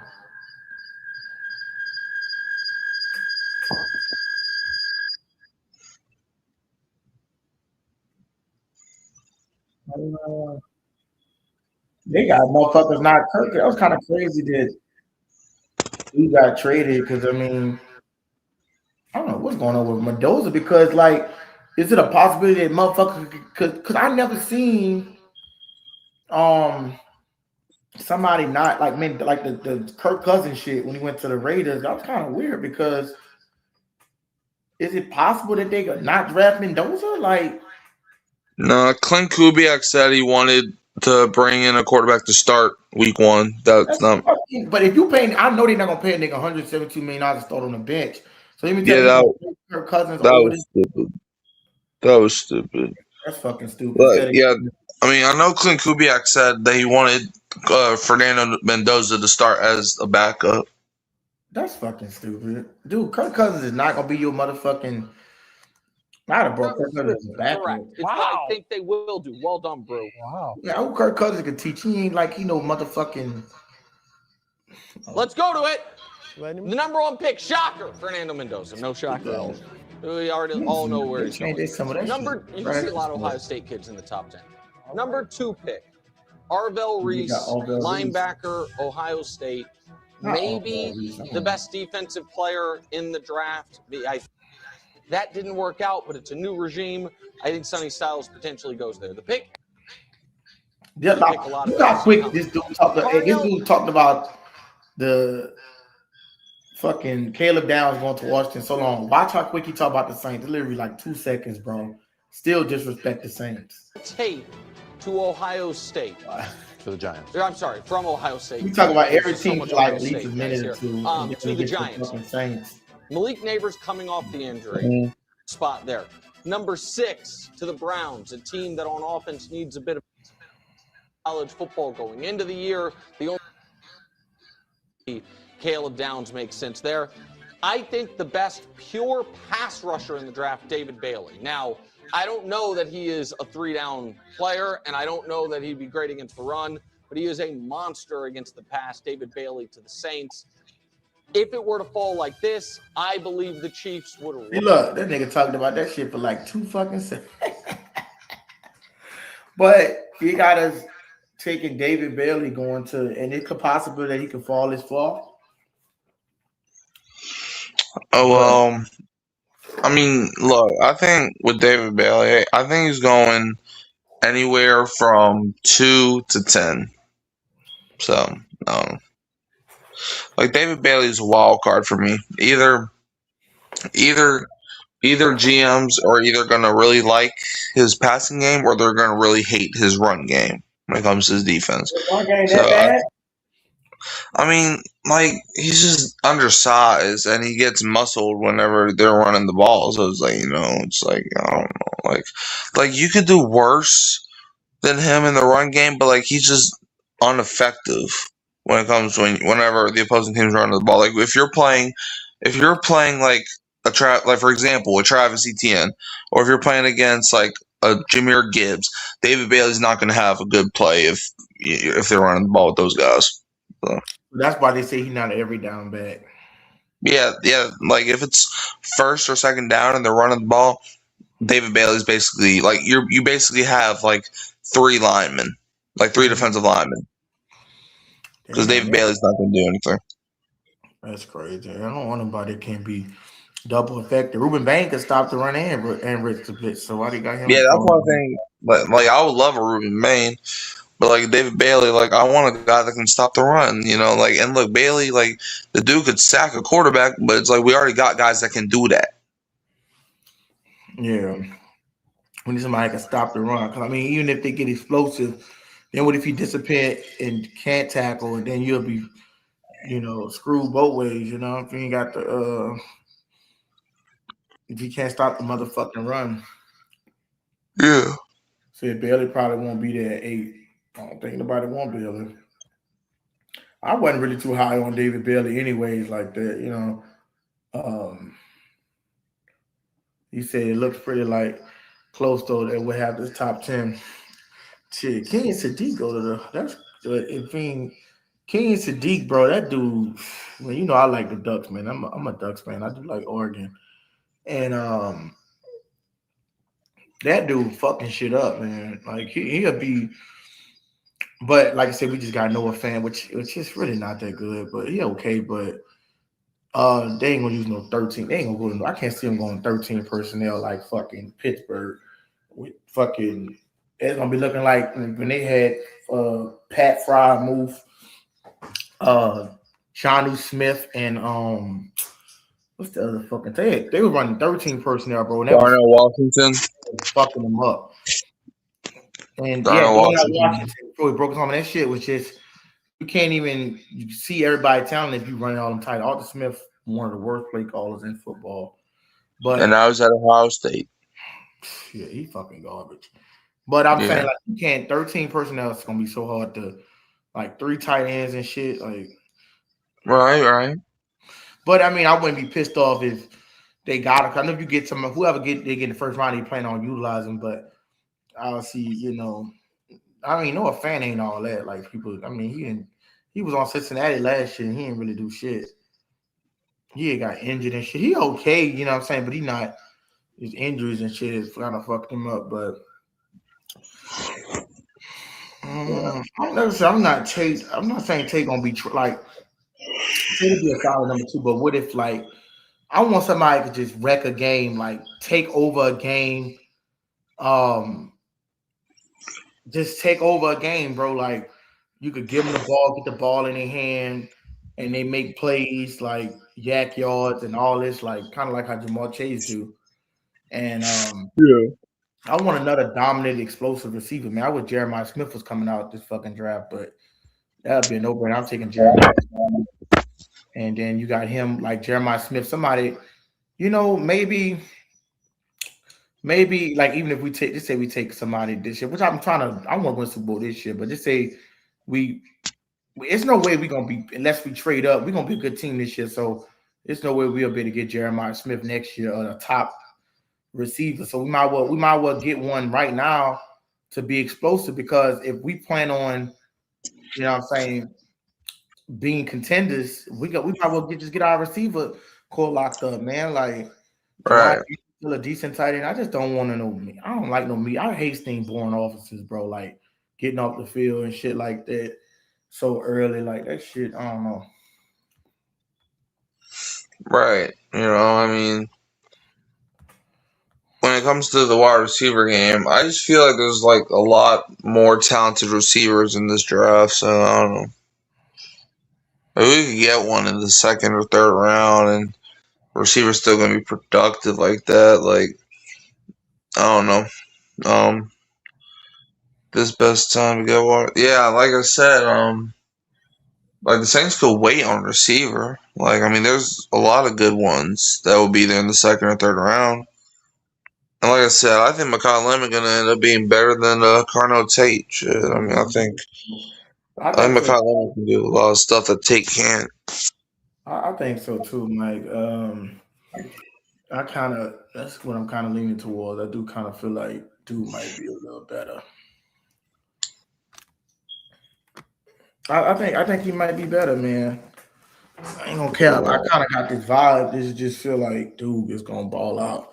He said Tate better than him. I don't know. It's been probably like a lot of Ohio State hype that people be giving him. Because he went to Ohio State. You know, Well, the but if thing he with get Lemon, if I mean, Tate, Lemon can go up and make catch. Like the dude can make contested catches that Tate can't do. and this is what they gonna say, right? Right? This is what the argument gonna be. Jeremiah Smith was holding him back. But if that's the case, like you're supposed to still be that nigga. You still supposed to could grab 1,000 yards no matter what. You know what I'm saying? Like he had really like 870 some yards. Like it wasn't like he was motherfuckers make it look like he was he you know what I'm saying? Like Makai Lemon had a better season than him. And he created the most separation. And like I said, you seen Tate disappear in big games.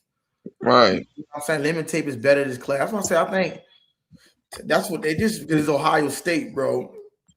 They're gonna do shit like that when it come down to Ohio State.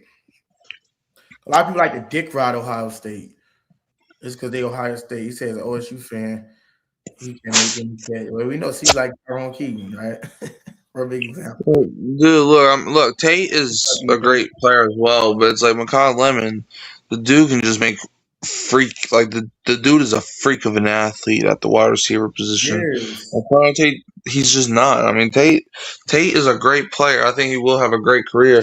But if I had to put my money on one of them being the best receiver, I'm putting mine on Lemon because the dude can not only make contested catches, but he can also create separation. And I'm sorry, I've watched some Ohio State games, and I saw the game against Indiana. Carnell Tate didn't do a damn thing. So Right. Yeah, he didn't do shit. Yeah.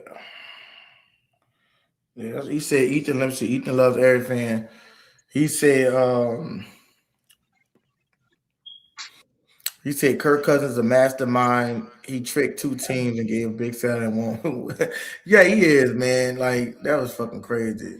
Can But I get Kirk on that, Cousins' agent? yeah, Tyron. See, I don't know what you watching, bro. Everybody's Lemon is look better than his numbers are better than Tate. I mean, shit, you wouldn't. Yeah, the draft's getting closer. I think Makai Lemon's gonna start. Like, people got to put some respect on that man's name, dude. It's Yeah, so Lemon. like people be saying, "Oh, but what about the combine?" And man, F the combine. I don't even know why they still do the combine. Right. Combine hasn't mattered in like 6 Man, that years. combine ain't shit, man. That shit's just some fucking like they said. Joe Burrow had his hands was so small, and look at Joe Burrow, the Oh best quarterback. Like they just say shit, bro. That I don't. If you taking, let me tell y'all something, bro. A lot of this shit is just for money and publicity, bro.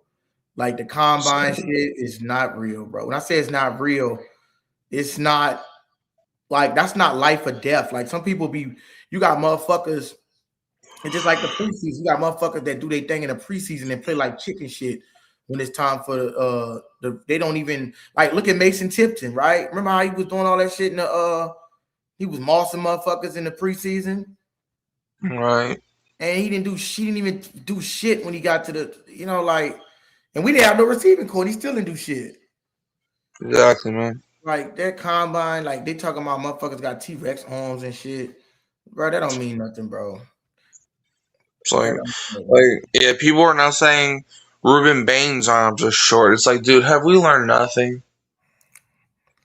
Right. It's like, when has the combine ever been true? Yeah. Like, dude, Tom Brady was the most unathletic person in human being existence at the combine. It's not like the dude won like 7 Super Bowls or anything. Yeah, that's true. Yeah, that's So, true. that's why people don't even be going to the combine no more. Yeah, that's true. Let me see something. Let me go. He said, Payne do got T-Rex on. So yeah, I'm tired. He said Tate. I don't think Tate gonna fall at 12. No, Tate, he'll be a top 10 pick for sure. But yeah. They're not gonna take no motherfucking Tate anyway. And look, at the Saints draft Carnell Tate, I wouldn't be mad at that, but I personally think McCollum is just a little bit better right now. Me too. I could see Tate maybe. I don't know, man. It's just hard. It's just hard. It's really hard to say, bro. Like who gonna disappear, who not. Like in big Carnell game. Tate, he's going from like anywhere from like 4 to 10. Right. But yeah, that's what I'm saying, bro. Like if dude fall, he I don't know, man. It's just hard to say who gonna disappear and shit, like. But like you said, if Tate, not to say that Tate can't, like you say, Tate could do his thing, right? That's not. I don't really think that's the case. I think more the case is that Tate could fall off a cliff.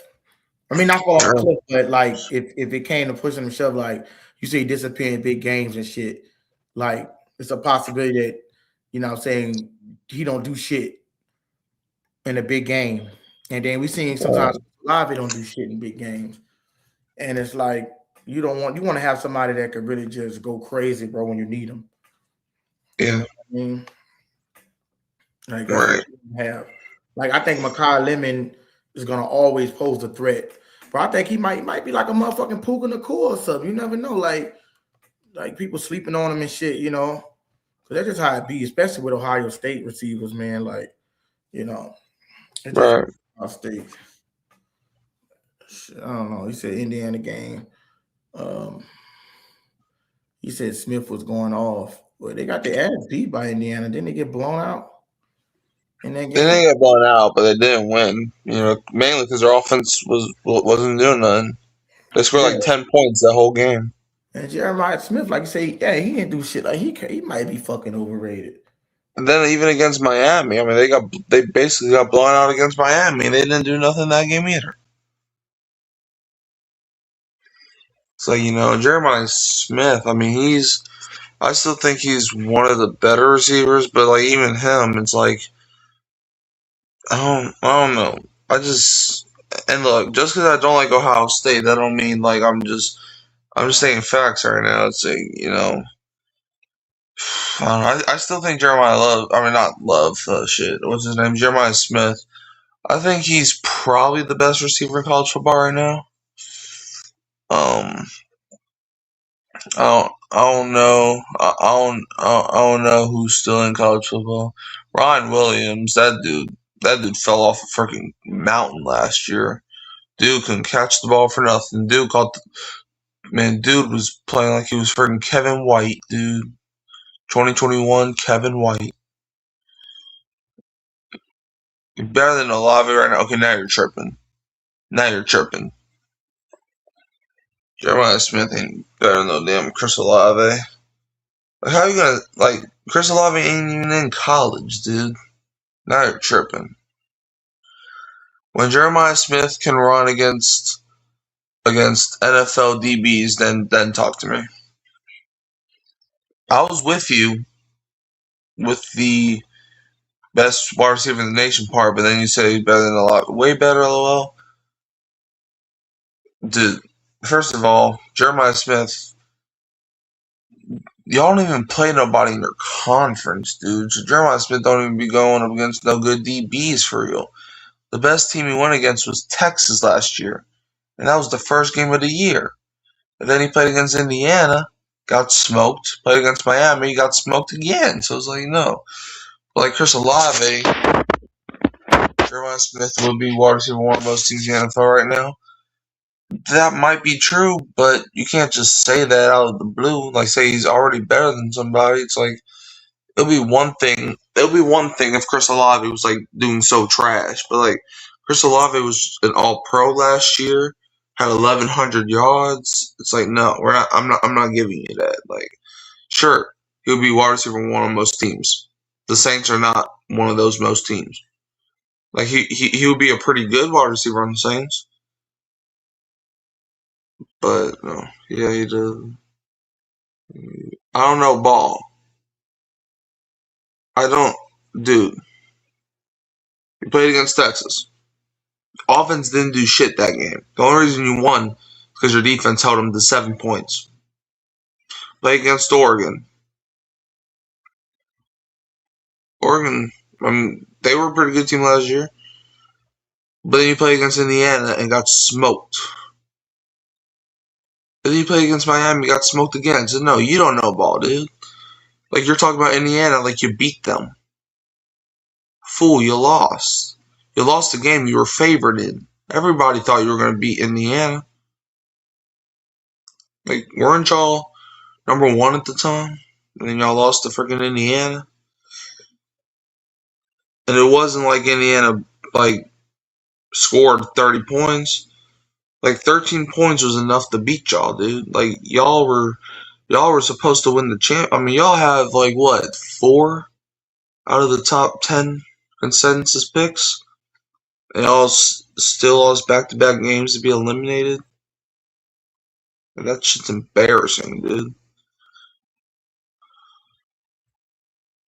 Jeremiah Smith is going off, though. I'm talking about him. He was just winning the 90-24. Yeah, he was going off. Until he played a good team. Like, I don't know. Jeremiah Smith is probably the best wide receiver in the nation, but no, I mean, saying that he's better than Chris Olave is insane. Like, congratulations, Jeremiah Smith going off against Rutgers while Chris Olave is going off against the damn Dolphins. Like, I'm sorry, like, Dolphins might be the worst team in the NFL, but they're better than college teams. Like, yeah, Jeremiah Smith. What? Any team? Dude, shut up. Rutgers. Wisconsin. Like, dude, if Ohio State was in the SEC, man, y'all would get your ass clapped by freaking Mansour Delane. Like, Mansour Delane would have locked that fool down, man. Like, Dude, it wouldn't even have been a fair fight.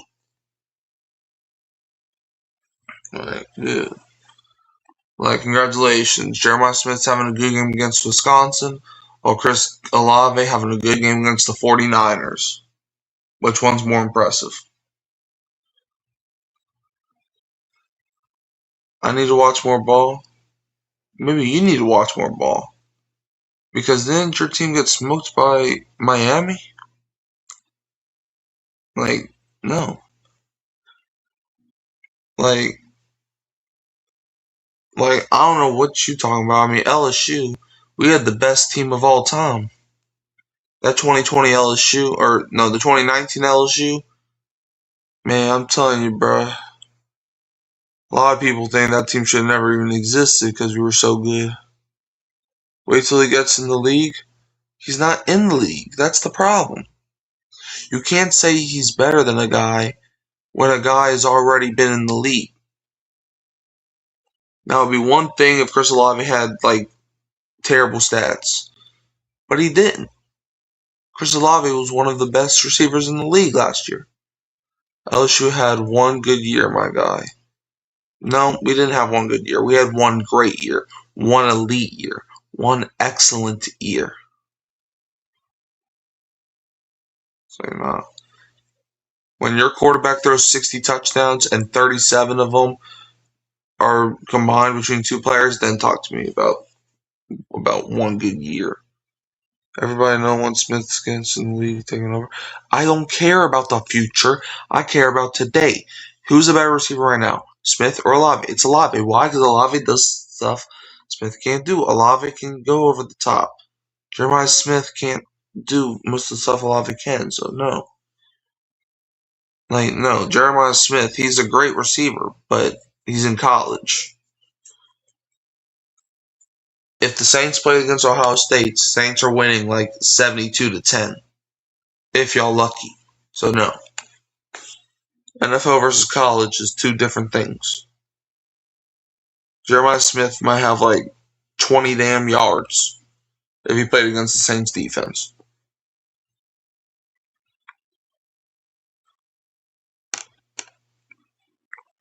And he's definitely not getting to the end zone unless the Saints are playing Make-A-Wish as defense.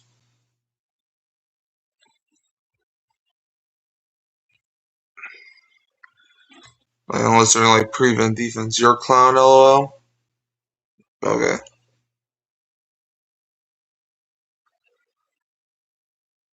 Yeah, Izzy, your mic's muted, buddy.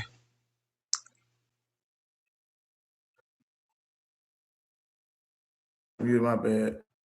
I said Makai Lemon, look at the dude's stats. 79 receptions for 1,156 yards, 14 on average, 11 touchdowns. Let's go look at Cornell tape. It's not really that impressive.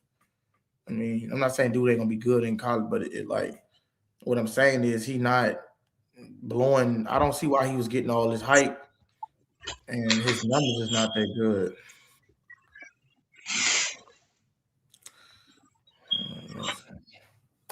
What is that? Cornell tape.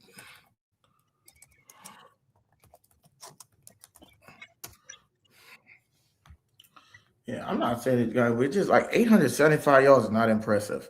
Now, as a tight end, as a number 2, yeah, but still, like, it's like you're saying, showing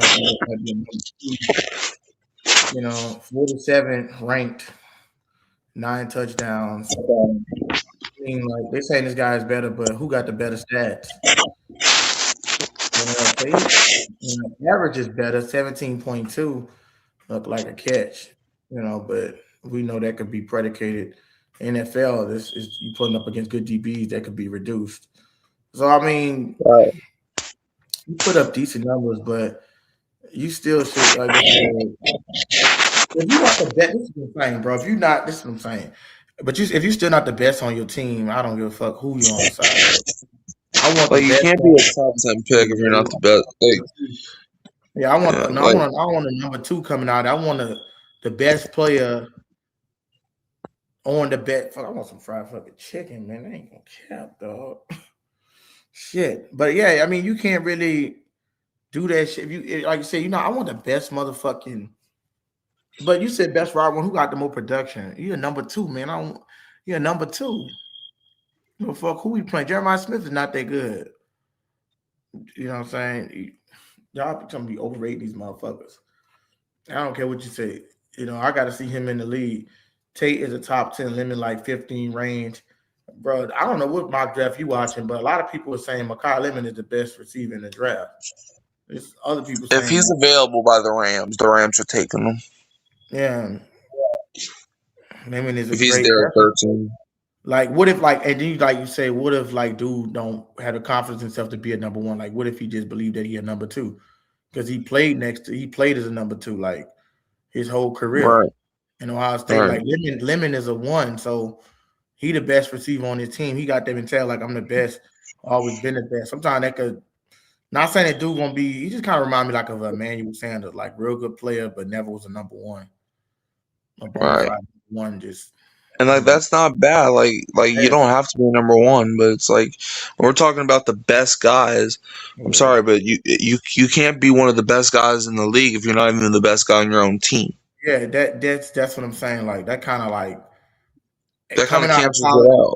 800. Like what if like sometimes it could be a motherfucker to like 875 yards. That's wide receiver 2 numbers. You know what I'm saying? You're not touching 1,000. No, Lynn became a 1 when Branch left. What Branch? Deion Branch, nigga. I don't know what you're talking about. It don't matter. He still was the number 1 in most of his career. Like Tedero McMillan last year, he was the number 1. Like, and he deserved to be number 1, man, because he played like number 1. But if I look at Carnell Tate, he wasn't even the number 1 on his own team. So how can I make him my number 1 receiver in the NFL if he wasn't even the number 1 on his own team? Yeah. I don't care who he was playing against him. I don't care who he was playing against or playing with. Are you talking about 1 year or whatever when he had a reduction? I mean, Carnell Tate has been playing with 3-4 years. Jeremiah Smith was a freshman last year, wasn't he? So he finished second year, but last year, what are you talking about? Zachariah Branch nigga play for the fucking Georgia. What are you talking about? Yeah. What are you talking about, dude? Georgia was with Zachariah Branch played for Georgia. And also Georgia led the nation in drops last year.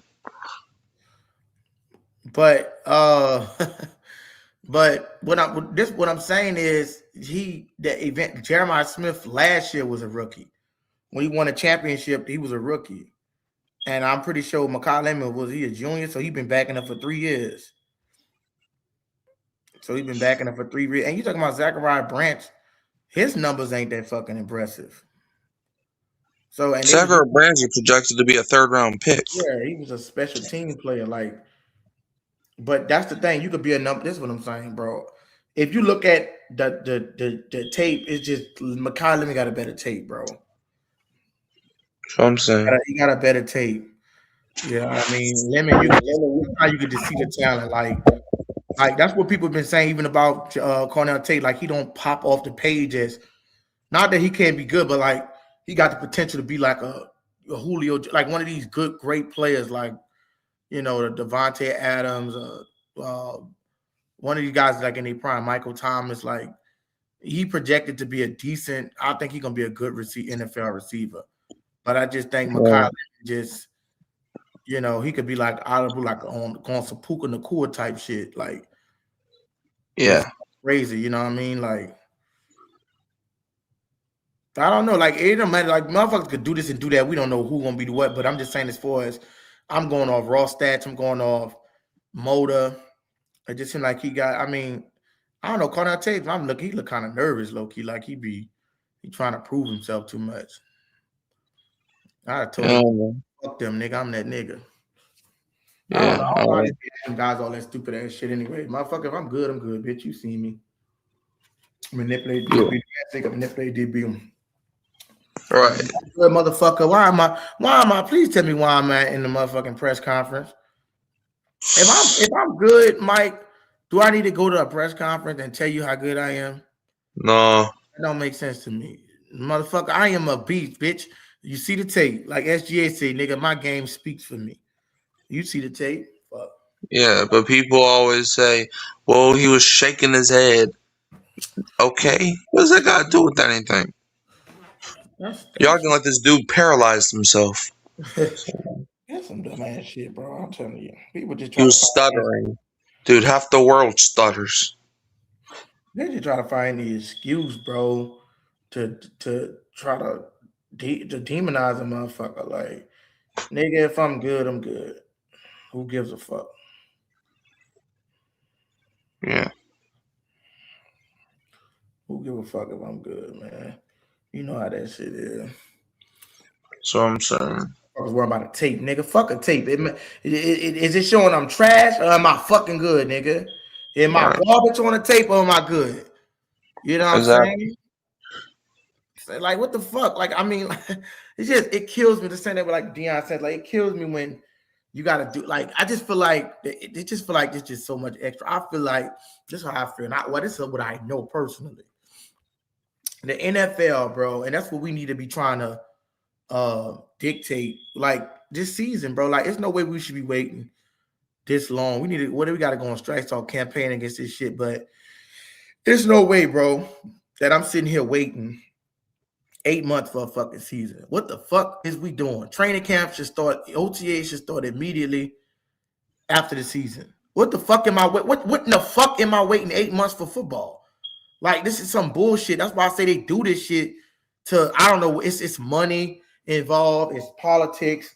Because why in the fuck am I, why the fuck am like the combine shit, bro? Like you said, you do all this shit, and some of these motherfuckers that's gonna have the best combine, they're gonna be some of the shittiest motherfuckers. I guarantee. They're gonna be like, oh, he ran a 4.3, 4.5, but he can't tackle a motherfucker. He getting stiff on him. You feel me? Right. I'm not worried that Chris Bell hype shit either. I'm not with that.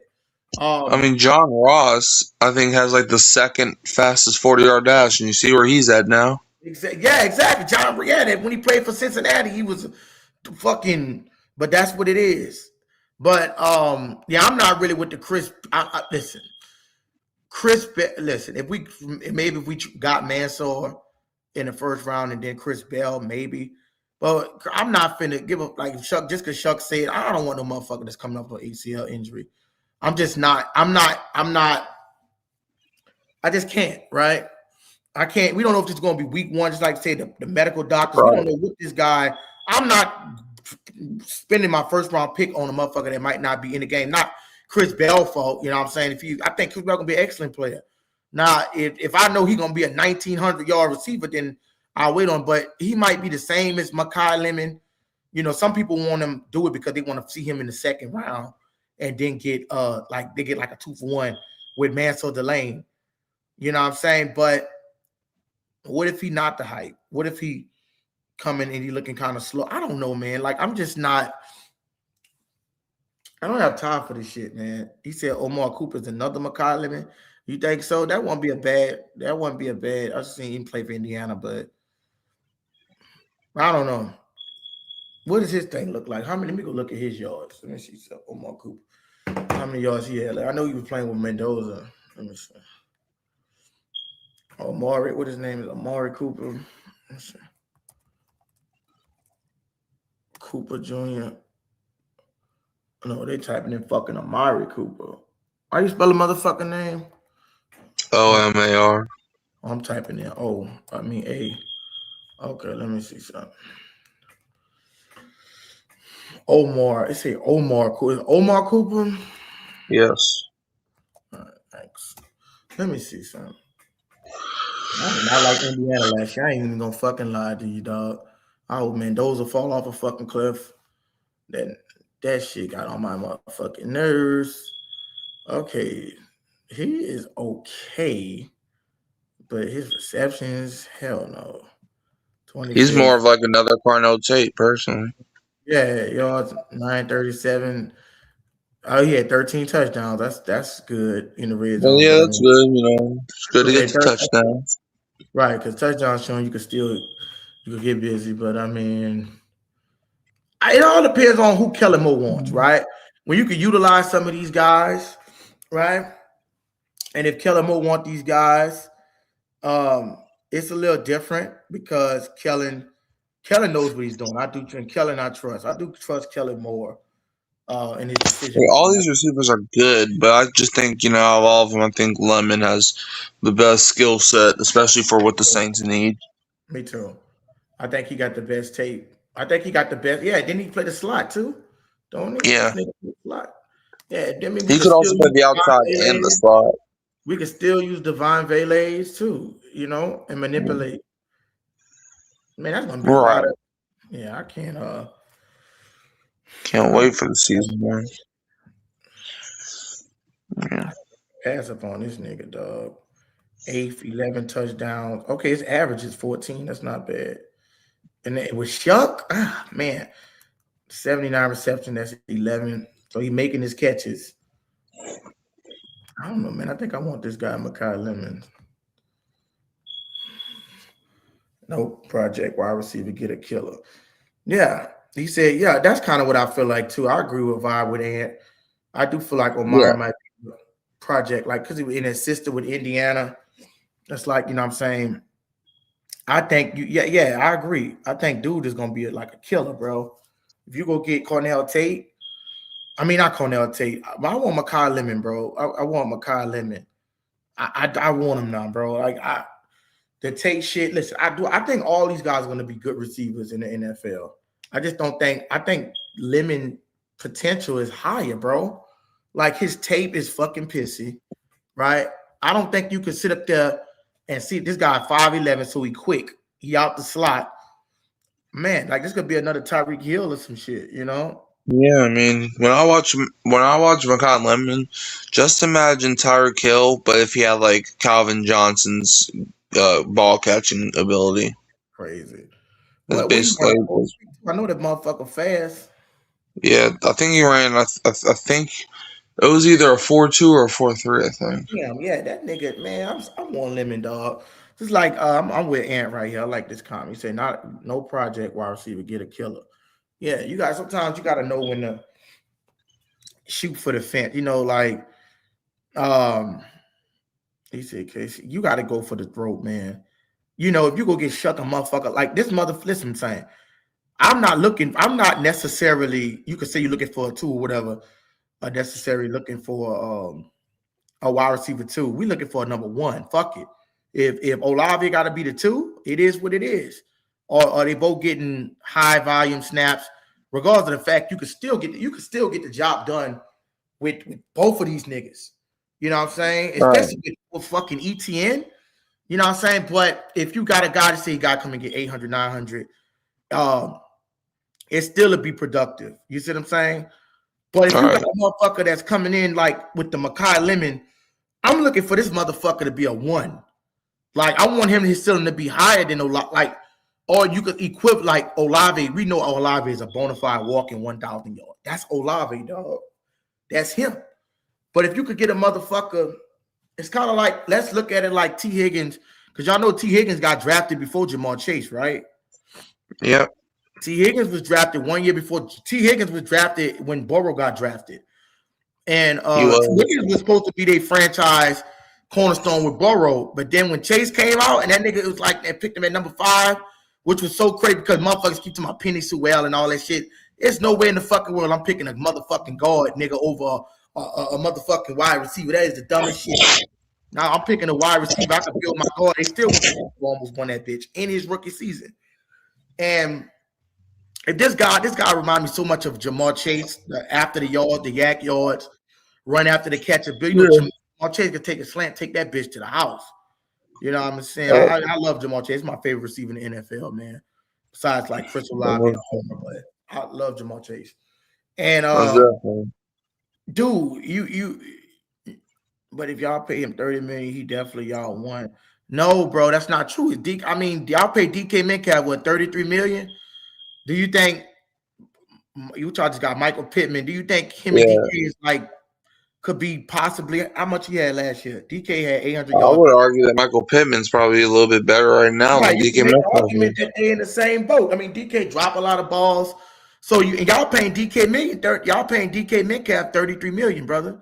So I don't think that a 1 is when you touching JSN money and Jamar Chase money, them niggas getting JSN getting 42 mil, right?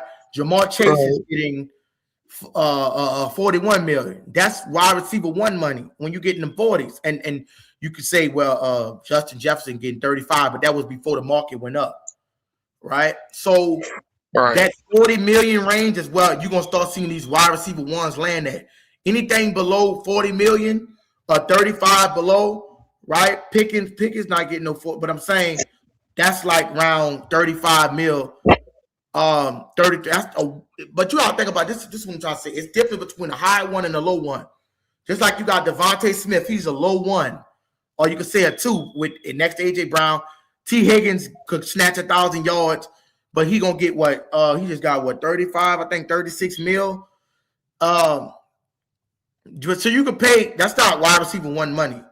So, dude, I want to see Lemon. I'm gonna be honest with you, dog. I made my mind up. I know I was with the Cornell Tate shit, but when I really went back and seen this Lemon shit, there's no way I'm passing up on this dude. Then he gives us so much versatility because he can, like I said, Pickens and Lamb. He could get the slot. Like he in a slot.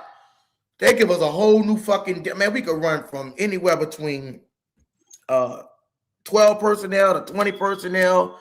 We got so many pass catchers in his offense. Then you could still give Vele that outside ability with him playing sticks, like running curl routes and shit. But you got this nigga that can play in the slot, and it don't have to take away from what we got going on. Because I would like to see personally, I believe is. Let me go check the personnel. See what I want. Let me go check the personnel. What personnel I want to run? I always get them confused sometimes. I think it might be like 8 personnel. What the hell is this? Oh, I thought that was my cap on it. Like my cap. What's up, Nolia J?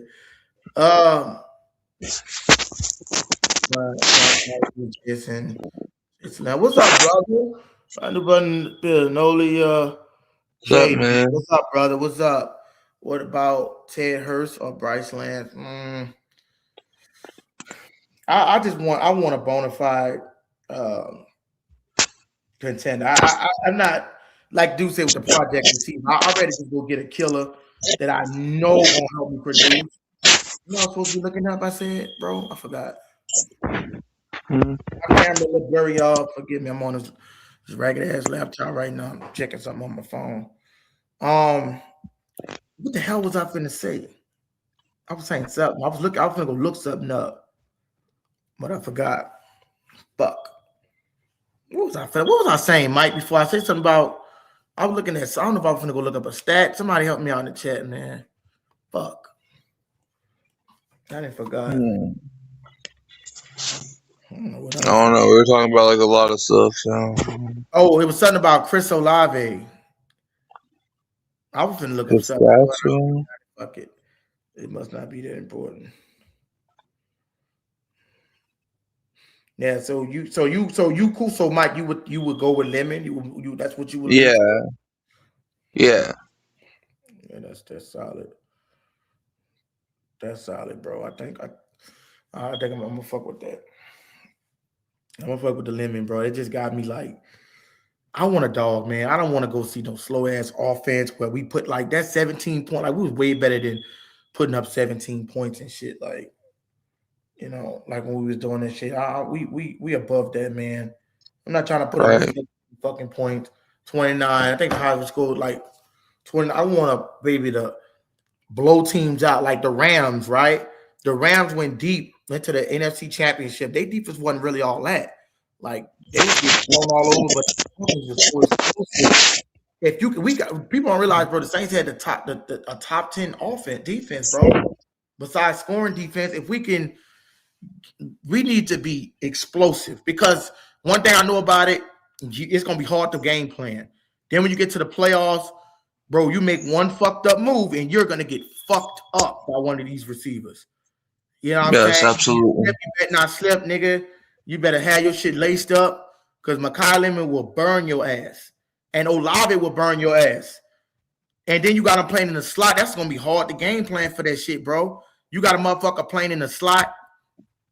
And then you got somebody playing on the outside. Then you got Devon Bailey, right, on the left side of the ball.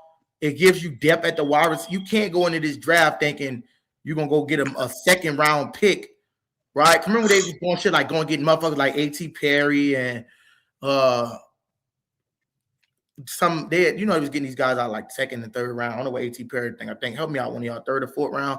But Yeah, no, he was in the 6th round. He was in the 6th round. Well, who was that? Yeah. We picked up in the 3rd? It was in the world receiver we picked up, and he never even got the fucking like that. Those when you start getting the 3rd, 4th round pick, I know everybody be like, well, we could get some deep, but you gotta think about it. Do these guys fucking play sometimes? The most likely position that you might play is a D tackle because they're rotational pieces. Like when we got Malcolm Roach and we drafted Bub Means. We drafted Bub Means a couple years ago, and he's been hurt and not really productive and stuff. So. Like we know, see D tackles go down, and it's different to get maybe a D tackle in the 4th, 5th round.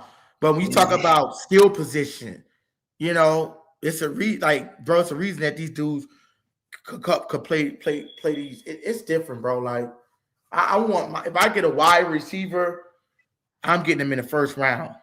I don't really want no 2nd round receiver. Just not gonna feel as I know they're gonna incorporate shit around them, but sometimes it might work, it might not work out. It wastes time. Get a 1st round pick. That way we know that this motherfucker is gonna be in our office next year with Shough. They gonna start off OTAs and give him a whole season to prepare. I don't want him in the like who's gonna be a bit. Zachariah Branch wasn't that good last year. He was good in the return game, but he was not that good, bro. As just a pass catcher. I want a fucking pass catcher. Like Ant said, I don't want no project receiver. I want a fucking hellhound. You know what I'm saying? I want somebody to take the motherfucking top off a defense. I want somebody that you got to go in and be like, I have to check this motherfucker. He's going to burn the shit out of me. And it's so hard to check 2 receivers in the league. People say, well, what about Cincinnati? Well, if Cincinnati defense wasn't so fucking bad and they want to let go really all our players, because y'all know Cincinnati stole all our players, Von Bell, Trey Hendrickson, Apple. Apple. Soon as they left, they forsook them dudes because they Sheldon Rankins. Cincinnati is so fucking cheap. They are so cheap. So they let their players walk. And as soon as they went down, when they let the Jesse Bates, when they let those guys go, they never made it back. They never even sniffed the playoff. And it shows you that, but that and Cincinnati defense was like ranked 23rd, I think, when they went to the Super Bowl. But it just shows you can have a subpar defense. You just need them dudes. They couldn't stop. See, even if they tried to double team and play man press, it was too much. If Jamal wasn't killing, it was. You say, well, they wasn't like they was getting 100 or something, bro. They was still, as they game planned around them, it was still the shit. And it was really because of the offensive line. They couldn't have time to throw it. But you could see that those dudes made it to the Super Bowl on their first one. Because that offense, it means something, dog. You got to have a number 2. If they think they're going to just come out here and listen, Devon Bailey looked like he injury prone, bro. I'm going to be honest. It looked like he's dealing with a lot of fucking injuries. This guy, Makai Lemon, I want Lemon, dog. I mean, I don't know what y'all. Who do y'all want? Lemon. Bell. Am I tripping? Do you put like? I'm not. I know everybody be different with the second round. After the 1st round, and let's take it like the 1st and the 2nd round. I'm not even really talking about the 3rd, but after the 1st and not the late 2nd round, but the early 2nd round, like because I mean like. The 2nd round in at pick 32, you still got talent there just because the teams run out. It's still you gotta. I'm just like a 1st round, 2nd round type person. I don't really put too much stock, bro, in right. Just don't, because it's just not. Sometimes the shit don't pan out, bro. Right. I'm just not going crazy for a 3rd round pick. Yeah.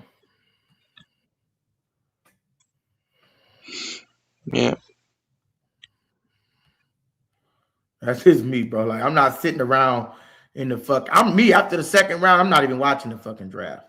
I could give a fuck who they pick. Because I mean, 9 times you pick somebody in the 4th round, they might not even fucking play. How many niggas we done picked in the 4th round, 5th round? They didn't even fucking touch the field. Yeah, I'd be watching the draft, but I'm not like glued to my television. Yeah, not for the first round to see who the Saints gonna pick in the 2nd round, right? I think we got pick 42. Can be interesting, but after that, I don't give a fuck. I'm not watching that shit, man. Cause when I'm gonna go watch that shit for do all the scouting, and some of these motherfuckers might not even get on the fucking field, dog. How many people? Who we drafted last year in the 3rd round? Vernon Brofton and Jonas Anchor. Jonas Sanker playing out good, but the other motherfucker didn't do shit. Well, Brofton got hurt like early on, so yeah, he. The 4th round. Who we drafted in the 4th round? That was Danny Stutzman and Quincy Riley.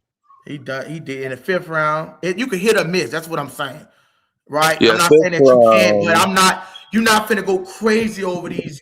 We really saying, oh, we got Quincy Riley. Like you got to see what these guys do. Yeah, You know what I'm like saying? we didn't even have a 5th round pick last year. You're not finna go crazy over no 4th, 5th round pick and just be dancing out Yeah. the seat. Yeah, last year we got Kelvin Banks in the 1st. We got Tyler Shough in the 2nd. We had Sanker and Brofton in the 3rd. Who was our 2 most productive picks? You could say probably Shough and what's his name? Yeah, Banks. Was nice. So that's what I'm saying. That's you know what I'm saying? Like that's where I'm at. Like, listen, I'll entertain it. I'm like, look, let me see what you know what I'm saying. But am I gonna, lose sleep over it? I'm gonna, you know what I'm saying, act a ass? No, I'm not. Cause I mean, it's okay, it's a good pick. Let's see how the motherfucker pan. I'm not saying they're gonna be trash, but let's just see how it work out. I think people just put a little too much extra into the fucking into it. Like it 3rd, 4th, it can hit. Yes, let's be optimistic about it. But am I gonna be just doing this, worrying about this shit every day? Hell no. I'm gonna worry about that 1st and that 2nd round pick to see if they're gonna pan out. Really, the 1st round, like really, number 8, bro, is the only fucking thing I'm really worried about the draft. Because I know this gonna be I know this piece is a Super Bowl piece. Mm-hmm. This mock draft shit just killing me. They got motherfucking mock draft every day coming out. Motherfuckers don't know who they want to draft. I'm sick of seeing this shit. Fuck. Send to draft. I'm sick of seeing it. I'm saying like one day Makai Lemon, one day they interested in Jeremiah Smith. Like you working out all these motherfuckers for what, bro? For what? Right. Know who the fuck you gonna take, man? Like I just feel like the process is just we need to do something about it. I know motherfucker need to write a letter. Something need to be done about this long ass shit. We shouldn't be waiting 3 weeks for a fucking draft. You don't take that 3 weeks for a scouter motherfucker. You seen the bitch tape, the niggas tapes. Come on, dude. Right. It's crazy, man. It just kind of frustrating. It just only irks my nerve because you see basketball going so fucking long, and I don't really care for basketball that much. Right? I'm okay, you know what I'm saying? But the Pelicans, they be all right, man. I seen your shit. Your shit was. I was looking at a little of your shit with the Pels. So you be preaching about the Pels and shit.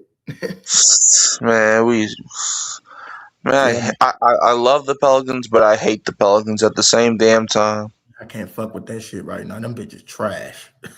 like the Pelicans will have you through 3 quarters of the game thinking you're about to win that, and then the 4th quarter they'll take your soul from you. That's why I can't do it. Basketball too fucking long for me, man. I just like the playoffs when they come around. And Pelicans, last time they was hot was when 2017 when they had Boogie Cousins before he tore his ACL. That they was gonna roll. We could have won the whole thing if Boogie when it got hurt, playing the motherfucker so late in the season. All right. But yeah, man, the Saints, they gotta come on with this shit. It's gonna feel real much better when they do get their player. Dude, fuck. I don't want David Bailey. I'm gonna be honest. It just like you saying with this run shit, I keep hearing. If I'm gonna get somebody that high, right, Mikey, I want them to be all balanced. Right. I don't want you to be lacking in no area. Like I don't want to have to use you on a special down because what about I use you on first, second. What if I need especially not in the first round? Yeah, not in the first round. Like you had 14 sack, yes, that can wreck a game. But what if the games where you don't have a sack, and we getting ran all over? Like you need to be effective. That's a liability. I don't want no liability weaknesses. You feel me? But I feel like you said, dude, I just want explosiveness. I mean, listen, bro, we was in the Drew Brees era we seen what a good offense looked like. Push the ball down the field.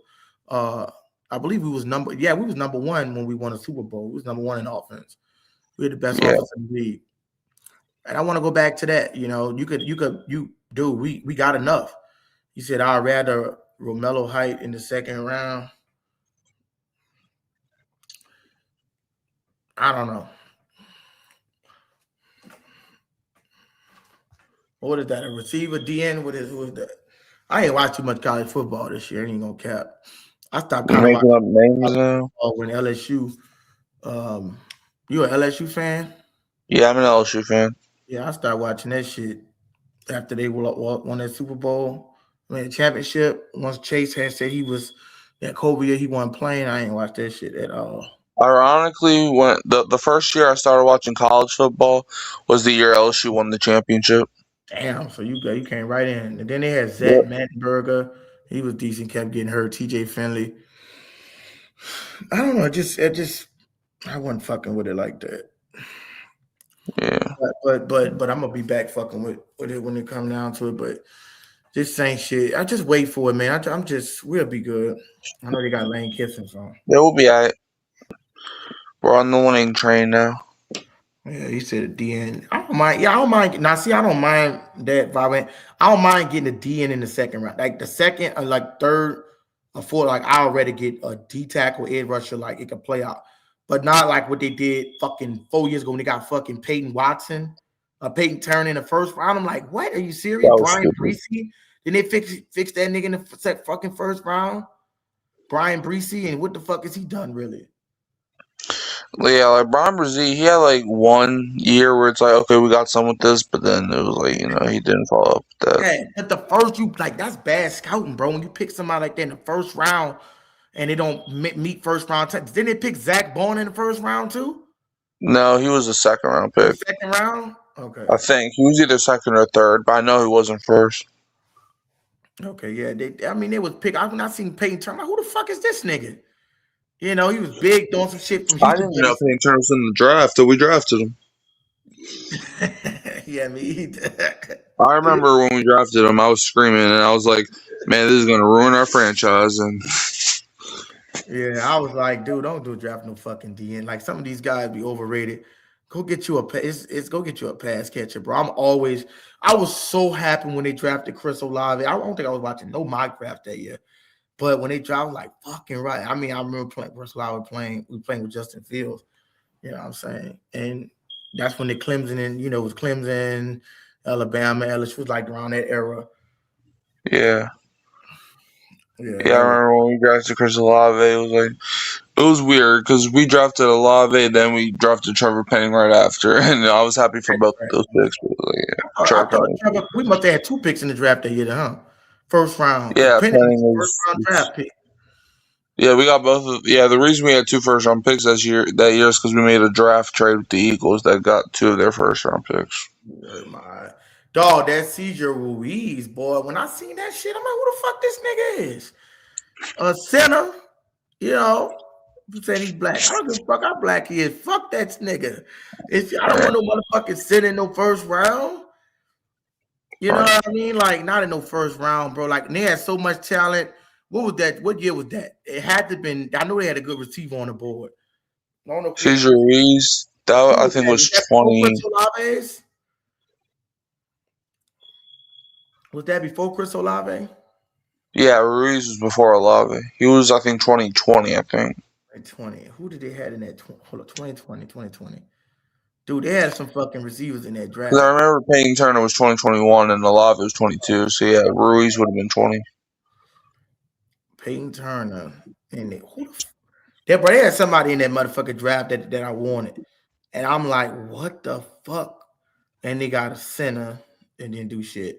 I have to go look up that draft. Can you would you had to pull up that draft class, see who they had in there? They had T. Higgins, Michael Pittman. I really wanted T. Higgins personally. And Michael Pittman. Tate, to be honest. Who was on the side of Chris Olave? That in Ohio State? No, I don't think he was. Did he play with J.S.? Oh, he played with Garrett Wilson. He played with Garrett Wilson. Garrett Wilson wasn't that good coming out of college. I don't know if JSN was there yet. He might have been like at the tail end, but I don't think. Chris Olave was fucking Chris. I'm gonna be honest with you, dog. Crazy as it sound, bro. I didn't even much know who Garrett Wilson was, bro. When he came out of college, I'm gonna just be honest. Chris Olave, I knew who that was because I remember Garrett Wilson did not perform good in those playoffs because when they played Clemson, I remember he threw a bomb to Olave, big bomb. He had another one, but Olave he overthrew him in the end zone. That's why I Right. knew who Olave was when they played Clemson. I didn't even know who Garrett Wilson was, and he's still overrated. Garrett Wilson's not even that good, bro. He not. I didn't even know who he was when he got in the NFL like that. He be Yeah. overhyped these motherfuckers, man. Yeah.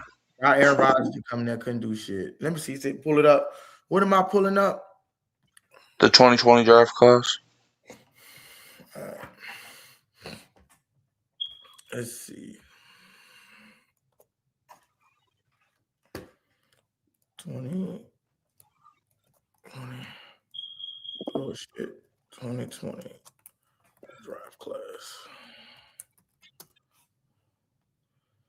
Okay, let's see. Oh, this was Joe Burrow and them niggas, man.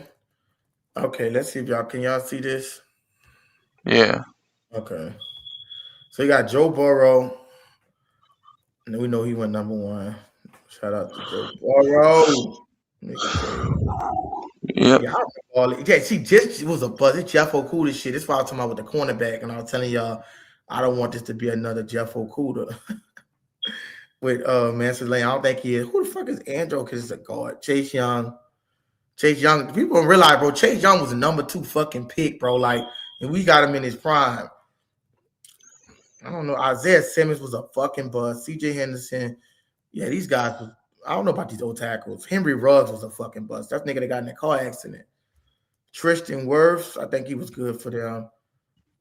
D tackle. I think he was he a bust? I don't know. He was all right. Jerry Judy definitely was a bust. AJ Terrell was okay. CD Lambs. Am I think my shit on mute or no? Now I can hear you. Okay. Now no, that's who I wanted. CJ Lamb. I don't know if this was the same draft as Justin Jefferson. I think it was, but CD Lamb. It was. I I really wanted Jefferson too. CD Lamb. Oh yeah, I remember it was COVID year, right? I wanted fucking CD Lamb. I know who I wanted out of CD Lamb and Justin Jefferson. No, I want. Don't get me wrong, I want Justin Jefferson first. That's my LSU nigga. But CD Lamb was a beast, man. I mean, we played them in the Peach Bowl. We beat the fuck out of him. Austin Jackson. I don't know who that is. Am I on it? Clayton, another disappointment. Clayton on Chase son, he was a bust. I think this draft with Patrick Queen. And Clyde Edwards, he left. Y'all think we could have did shit with him? Like put in no packages. That nigga would have been like a Darren Sproles. They fucked over Clyde. Justin Jefferson. Okay, let me see who had because we had Cesar Ruiz. Now Brandon Ayuk went at 20. See what I'm saying? Like we could have had Ayuk. You know what I mean? Even though we could have had him though. In what this was 2020, we could have had Ayuk, bro, with Michael Thomas. Patrick Queen, I remember him going, dude, the Titans logo is so fucking ugly. Like, why did they change that shit? You see that shit? That shit trash. I thought that was somebody putting it up there. Their old logo looked better. I would have got Clyde Edwards. Then Lamar Jackson went in 2020. No, he was 2018. Oh, it was 2018? And we didn't tell him. Lamar, yeah. Oh, look at Black Magic in the building. What's up, Magic? He said, I think Lemon gonna be a bust. Nah, hell no, I don't think so. Why would you think that? Hold on, coming back.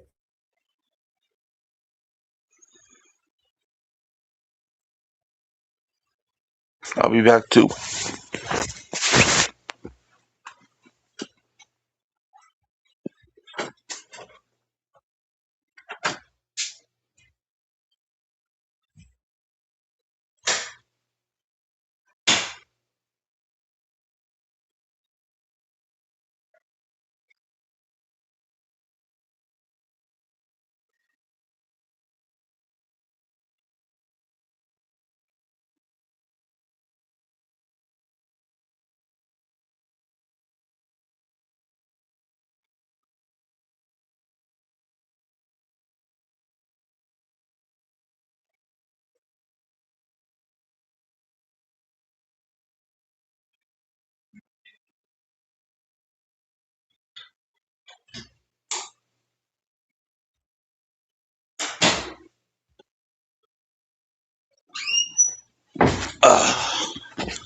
Alright, I'm back. Sorta. No, I think Lemon. I think was like 5'11". I think. Yeah. So. Yeah. Taking Cesar Ruiz in the first round was terrible.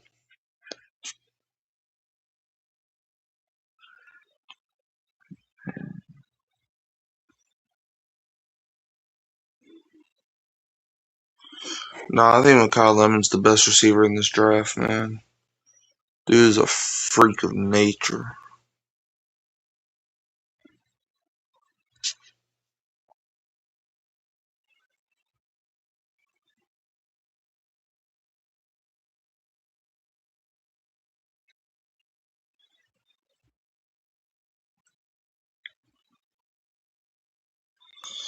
Nah, man, Colonel Tate is like, he's whatever.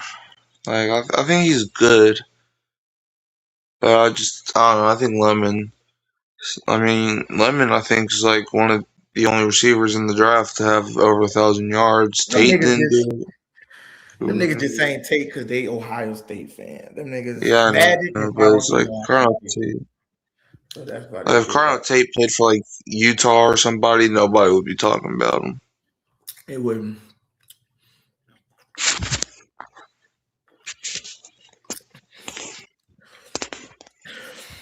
I think he good, but I think he overrated. I think he had 2. Yeah, same.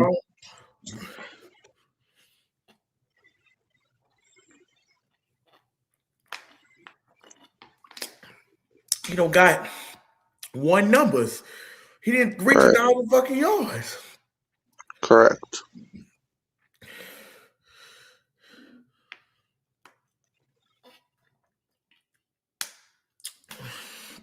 We going off the stats, fellas. And just like Mike said, when Cornell Tate was in big games, he wet the bed. Yep. He didn't Wet play the bed. even with Texas. What they played Texas the first game season, won 10-7. That don't look explosive to me. It don't sound like explosive offense. I remember that game. I said, look at Ohio State barely beat Texas by 3 fucking points. Right. He said, you capping. Half mile. So well, let me go. If he go to the Rams at 13, he 2. He 2. No, listen. That thing they ain't gonna let nobody go off the board like that because like they probably don't want to pay Devontae. What they signed Devontae Adams to 2 years? They probably gonna get rid of Devontae Adams after this year. Devontae Adams ain't been playing that good, is he? They're already talking about trading him right now. Did he have he had a decency, but he not know what he was in Green Bay and shit. I mean, he led the league in red zone touchdowns, but it's like, that's mostly red zone. So it's like he's mostly a red zone threat now. They scored a 40-yard touchdown against Texas. Yeah, 1 touchdown, 40-yard. What they do after that? You get a 40-yard. I mean, Like, yeah. Tate is good. We're not saying he's not good, but like, I mean, Mekhi Lemon caught game-winning touchdowns. Like, I don't think Tate did that. Yeah, then what he done after the 1 touchdown? Anybody, you could get 40 yards, good. You can do a good play, and then what happens after that? You just stop playing. Puka would be there 1. But they're not gonna trade. I don't think they're gonna. They might give up Devontae Adams shit. Without they're not gonna. They're not do now. I don't know, bro. I think we might snatch him before. If the Saints that dumb, I don't think. I'm gonna be honest with you, dude. I don't think the Saints. They did visit with man, so I don't think that. I'm not saying he's the only one that scored, bro. I'm just saying like 7 points is still not. I don't give a fuck what you do. You're supposed to just be stay fucking people up in the game. It probably was ended with 60, 70 yards. All together, it don't matter. Texas is overrated. They didn't even make the playoffs. Exactly. So, you're talking about Texas, them bitches didn't even make the playoffs. So Texas was overrated from the beginning. Right. They didn't even have the best defense. Texas Tech and what you call them had the best D. You know what I'm saying? We're not saying Cornell Tate is trash, bro. I believe the dude gonna be productive, but like I believe if he go to the Giants, like Malik Neighbors, like right situation, it don't move the Right. needle if you unless you think real high Jackson Dart. But I mean Tyler Shuck, if you're gonna play with a player like Tyler Shuck, I just feel like a Lemon gives more to the game. Like almost like it probably could be a fucking JSN or something. Like that's the potential. He got the potential to be a 1,700-yard receiver in this game. I don't see Cornell Tate being 1,700 yards. I've seen him scratch 1,000, maybe have a high season and maybe getting 13. I could be wrong about the dude. I'm just saying, but I don't see him going for no back-to-back 1,700-yard seasons like a Makai Lemon or something. I Yeah. don't think he had to reach 1,000 in college. And yeah, he had a number 2 behind him, but bro, I just see Jamar Chase and T. Higgins, right? I mean, Jamar Chase and Justin Jefferson both had 1,000 yards together. So to say this shit can't be done, that's not true. Am I lying? Did not Jamar Chase and T. Higgins both have 1,000 fucking yards? Joe Burrow threw 37 touchdowns with Justin and Jamar alone. Yes, I don't want to hear the excuses for the Tate shit. Like, if you that nigga, you gonna find a way to, fuck around and get this shit. Let me see. Justin Jefferson. I wonder if they show his college stats on here. Or do I got to type in college stats? This shit I don't know. on here. This shit because it's on ESPN. Let's just see. Because I know for a fact they got this shit on here.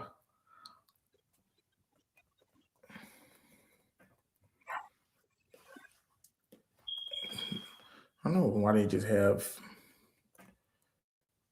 I wonder if I got to type in college stats. I might have to put NCAA. Right. Come on, what fucking baseball? Fuck baseball. NCAA, okay. Let's see.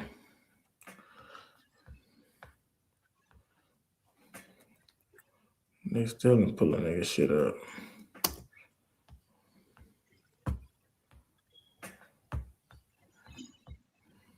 I guess I'm gonna have to type in college.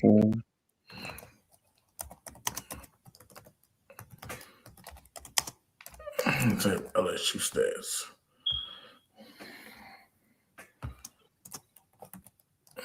ESPN.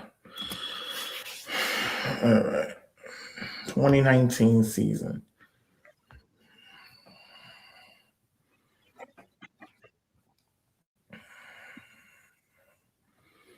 That was a fucking dog, man. That nigga almost ran for 1,500 yards. See, they didn't know how to use motherfuckers like this, bro. Like, I guarantee you, dog, if Sean Payton got his hands on Clyde Edwards, bro, you don't think that nigga would have been going crazy? He would have went crazy, man. Oh, that's been another Darren Sproles, man. Clyde Edwards was a leading rusher. I know that was his team. Let me see what the stats was in 2019. Where's Stingler had 6 picks.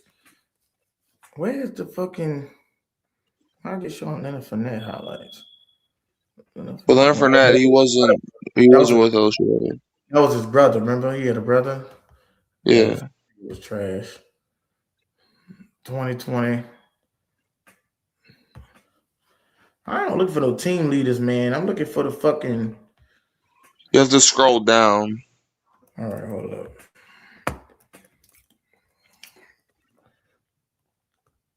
I'm gonna fucking these other garbage head niggas on here, man.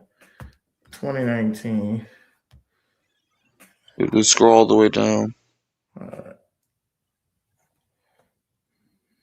Where it goes to receiving, and then there you go. Oh, what the fuck?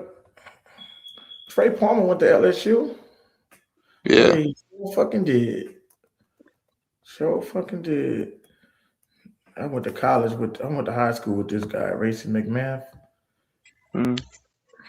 He went to Tennessee Titans. He never see the fucking field.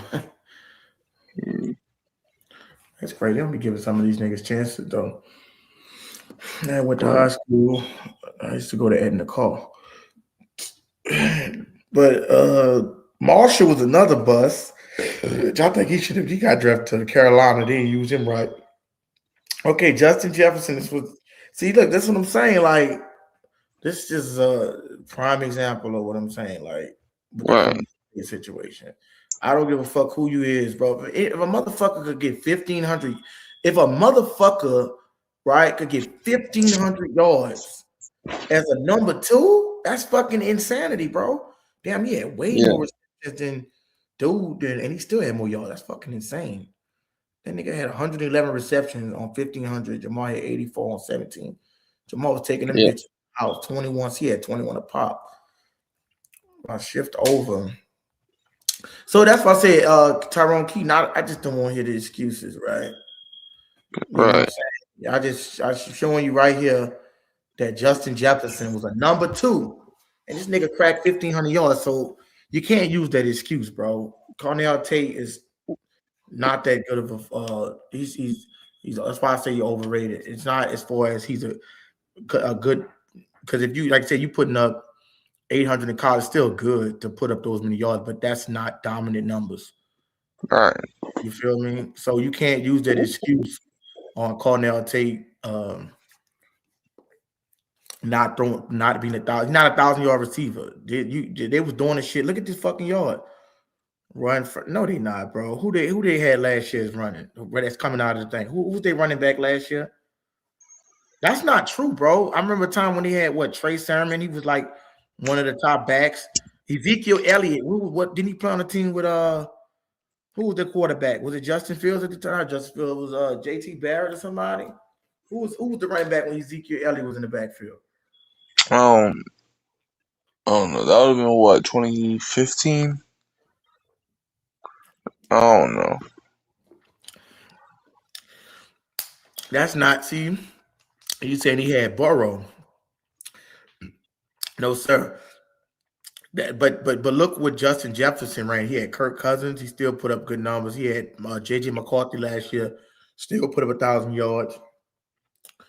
Yeah, Burrow made him better, but they still made Burrow good as well. All right. Tate has saying, and Julian saying not a bad quarterback. I mean, where you said the way y'all dick ride fucking Will Howard, like you know what I'm saying? He the motherfucking president. It's like he Donald Trump or some fucking. That's what they do. Y'all telling us about Will Howard and shit. You can't do it, bro. You can't do it. You still got to be able to put up. I mean, who was the USC quarterback last year? Who was USC? Miller Moss. He wasn't even in the fucking MVP hunt. And look, Makai Lemon still put up the numbers. You can't say it, bro. Who was Terry McLaurin quarterback for 3 years? Nobody. What fucking Taylor Heineke and motherfucking Jordan Haskins. Kyle Allen, nigga. Yeah. Nobody not saying Tate is good. I'm saying this, bro. You got to be putting up a scratch in 1,000, bro. For me to, that's just me. Like when I seen his yards, like I kept getting this Cornell Tate. Then when I look at his fucking stats, I'm like, that don't really look good. Like no, you know, the way niggas dick riding this motherfucker, that's not no dick ride numbers. You feel me? He's not doing no shit that splash off the page. He's a good receiver. That is not to say he can't be a dog, but I'm not finna take that gamble on a motherfucker that's putting up 800 yards, bro. That's just not that good that's not like you got motherfuckers like it's crazy for you got motherfuckers like Chase and Jefferson, which is the 2 best receivers in my opinion right now. That came out of college putting up monster numbers. Like I'm not gonna pass up somebody that's put like Makai Lemon had more touchdowns and more receptions and more yards. I'm not gonna pass up Makai Lemon and go to Cornell Tate. That don't even make sense. Why would I do that? Right. And he had what 1,100 yards. That's literally 400 more yards than this dude. And and Ohio State went to the playoffs. So they had to play 3 more games plus then they played the Big Ten championship. They had to play in the Big Ten championship. Yeah. I'm about to deal with that dumb shit. Swallow the Makai lemon pill, man. It is what it is. They both good in my opinion. Tate better size hands, route runner, while he Robinson. But whose numbers are better? Whose numbers are better? Whose numbers are better? And sometimes these guys get put. It all depends on where you fall at, what position. Like I feel like my guy Racy, he should have got a better chance than that. He got drafted to the Titans. The guy I went to high school with, Racy McMath. He had some nice fucking touchdown. He had a touchdown against Mississippi State where it went for like 50 yards from Joe Burrow. And sometimes these guys get to the NFL and I don't see how the fuck you don't get no playing time on the Titans and they ain't have no fucking receivers. I don't know if AJ Brown was there at the time. I don't think so. I don't know if y'all remember Racy McMath, but he was nice. Yeah. Terrace Marshall was good. He went to the Carolina. Then Terrace Marshall was a freaking beast, dude. Yeah, I don't know how these guys don't go to these. Like he get drafted the second round to the Panthers, and you on Carolina. Like I don't see how some of these people, bro. I'm gonna be honest with you, bro. Some of these guys don't use these guys right, utilize them right. It just sometimes people fall in bad space. Now, if you get time to keep it, really how you get how many receptions you get. Sometimes you can force feed it to a motherfucker and they just ball out. Some people is just here to. It's mental, man. Like I be telling y'all, you don't believe in yourself, it's gonna be hard to accomplish things because you live in a reality of doubt. Some people be like, "Oh, I made it, but can I survive?" And once you play into that mind game, your ass is trapped. You know what I'm saying? That's why you see it be hard for people sometimes. You know what I'm saying? Some people be stuck in poverty. They got the mindset sometimes. It mess them up. They feel like they can't do this or accomplish nothing. Shit, your mind can do anything you put your mind to. Yeah, I mean, football's a mental game, man. It's mental, bro. It's like when you see Tyler Shough, bro, like it's we were thinking about football. It's really like mathematics and science if you want to get into all I don't know how deep you get into the schematic play of it, Mike. Of sometimes talent can be there, but sometimes you can also be a what they would call a master manipulator, right? The daredevil or somebody. You can manipulate. Tyler Shough can manipulate the defense. Same thing with Drew Brees. Plus the fit. Now, if you got the physical abilities about like how Josh Allen got with Tyler Shough, you can manipulate. You can manipulate. This motherfucker, I think about Tyler Shough is 6'5". You can see over the top of the field. But when you can manipulate a motherfucker, it's a mind game. Football is a mental mind game. Man. Y'all could be crazy. And let me tell y'all something. I used to always be like shitting on a coach. And I go back to what Mike said, right? You made a good point, Mike, last time when you said about the coaching could almost mean more than the player sometimes. You got a real good point, man. And I thought about it. I'm like, yeah, you got a good point because look at Philly. Let's just look at Philadelphia for an example. When do y'all know Philadelphia went from a top 5 offense when Kellen Moore left to the 28th ranked offense? 20th? Like they took a huge step back. That's like you falling 15, 20 spots. And they brought back Saquon, they brought back Jalen Hurts, but people was taking it for granted, right? With the Kellen Moore situation, they was taking this shit for granted. I wish I had the video to play. I might have to put it up on the next one. And they were saying, matter of fact, I think I'm gonna pull it up. They were saying about how, like when he got hired, like how it wasn't gonna make a difference. But look, how would they now? They know that Philadelphia is eating crow. I'm gonna probably pull it up on the next one, probably. But it showed you that Kellen Moore can make the difference. I'm gonna do my maybe. But it makes a difference. Like if you're a wizard, like right on some like these guys are. When you talk about an offensive wizard, Mike, these guys exist, right? Yeah. These motherfuckers exist, like the Sean McVay tree and all that. I gotta, you know what I'm saying? I was kind of a little bit on the downside as I do, like, of course, the play. This, I guess it might be my spirituality speaking a lot for it, but I gotta be real. Like when it comes down, because you want to say the talent is there in the place, it is. But if y'all really want me to give my honest opinion, because the talent can be there all they want. Now, sometimes the talent can override it if a motherfucker is not believing in himself. But if y'all want me to really get spiritual on this shit, bro, it's all about manipulating energy, bro, and manipulating people. It is. That's literally what it's about. That's what life is about. That's what it is about. It's about manipulating. Like that's why you don't never hear them say this guy can manipulate the defense. Like to read a motherfucker and all that shit. That's mental. That's a gift. It's up here. Like the thing what made Aaron Rodgers what made him so fucked up as far as he never could be considered the greatest of all time. His mental is not that sharp as people like. His mental is good when it comes down to the regular season, but when it's time to take it to that next stage and postseason, the reason he shrinks because he got something in his brain, right? It's almost like if I can't believe I'm here, and it just when you don't got no expectation. Notice if you go look at Aaron Rodgers' numbers, he cannot play under pressure. When there's no expectations, why you think they went on a wild card and they was whipping everybody? But then the next year, when you give him expectation, he can't even get out the first round. Some guys have that, and when you get a player like Tyler Shough, and that's why I'm telling you, I'm speaking from the example of a spiritual person and understand how this can work because I flip my reality. But like you said, exactly, Coach and Matt tried to tell Jamal, it does matter, right? And I was a little bit different on the talent. It really all depends. Like you can get the player, Mike, and have the talent, but if this player it's just unless you're going up against like college, like college, you're going to get high. It's different because your talent is just you can't be stopped because you that.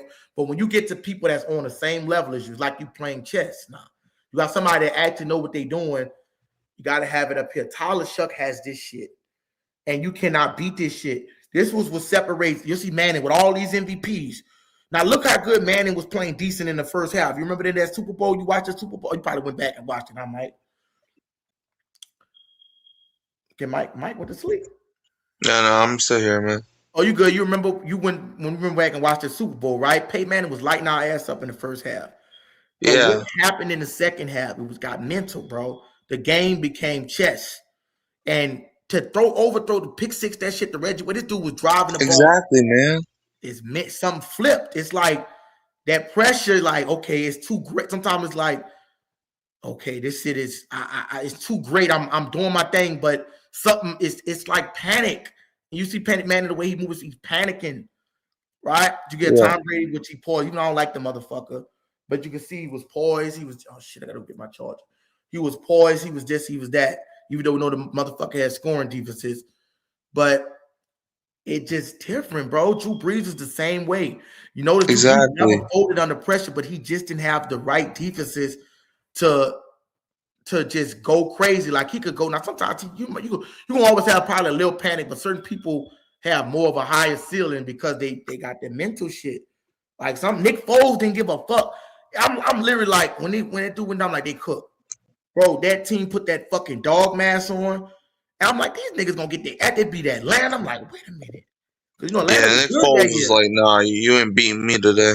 They was decent that year. Matter of fact, that was literally the season after Matt Ryan and them got smoked in the Super Bowl. Right. 2018. And they lost. And then they put the fucking Duck Max again and they beat Minnesota. Yeah, with Case Keenum in them. Yep. And then it was from there, that motherfucker went off. This motherfucker, Carson Wentz, went down and them bitches still won a Super Bowl. Yeah, that was crazy, man. I remember because that was the first Super Bowl I ever watched too. That was crazy. Let me go get my charger right quick. All right.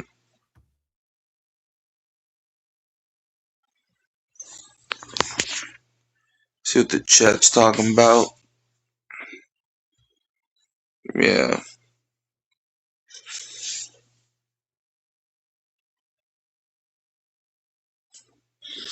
Yeah, man, you need a good coach.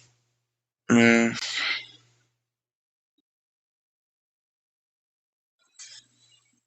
You need a good coach, I mean. What the hell I just said? Okay, nothing good. Yeah, I mean, you need a good coach in order to blossom, you need a good coach. You know.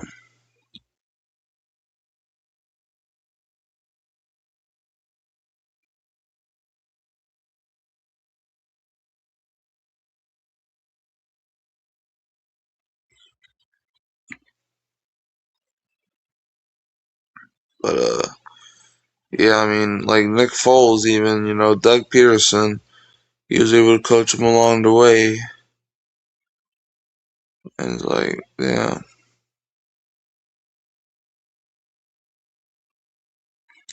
it's like,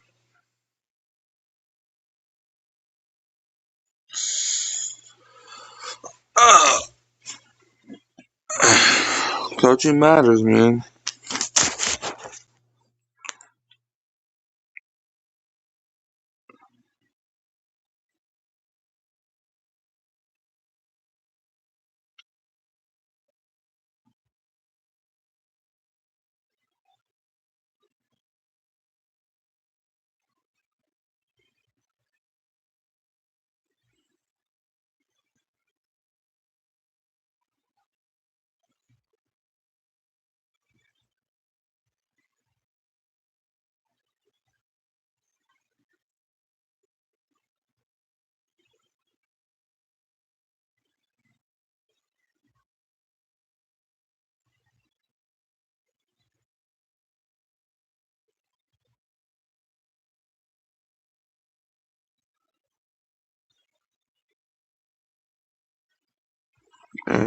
Got comment.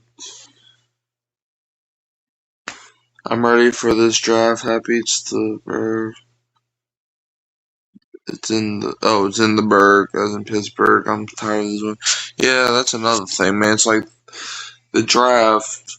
The season ends in February, and then we got a whole 2 months before the draft kicks in. It's like, damn, man, I ain't trying to wait for 2 months. Like, I don't know what I would rather have. I don't know if I would rather have free agency start and then the draft, or vice versa. I don't know. I think the draft is basically, for whatever you didn't do in free agency. Or you can just, like, add to that, but, yeah.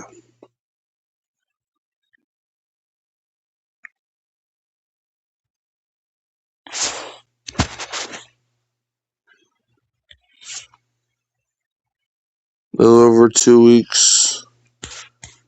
Yeah, I mean, 16 days. Yeah. And the draft's always on a Thursday, Friday, and Saturday, so it's usually the last Thursday, Friday, Saturday of April. So yeah. Yeah, the draft's right before my birthday and stuff, so as long as the Saints give me a good birthday present, we're okay.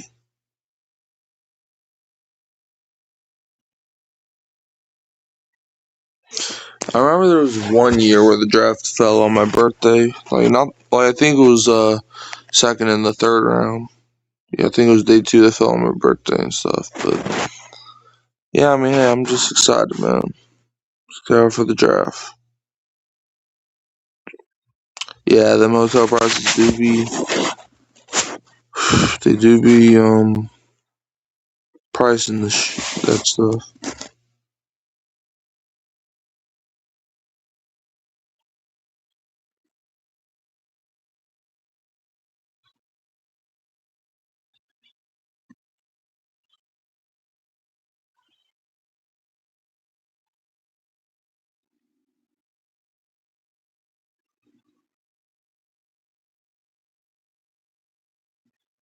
But yeah, man.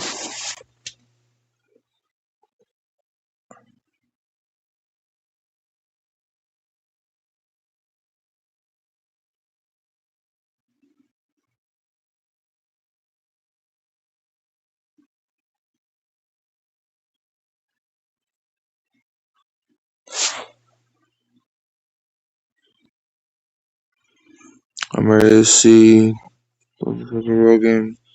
Do our GM said before draft, so hope next 2 weeks. Yeah, I mean, A-Rod. I thought you said like a road, but I don't know. I mean, it really doesn't matter because I mean, Steelers aren't going nowhere with Aaron Rodgers or without him, so it doesn't really matter to me. I mean, y'all gonna be trash, but you'll lose him. So you want Lemon? What about second round? Corner. If we can get corner in round 2, I'll be happy.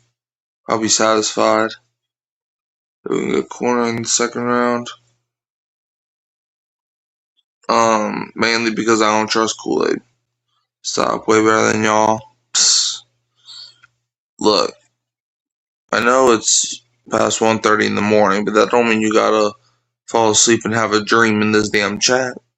It's like, better than us? Yeah, please. Well, we'll get our QB next year. So you're admitting that A-Rod is not that good. So here's what you're doing right there.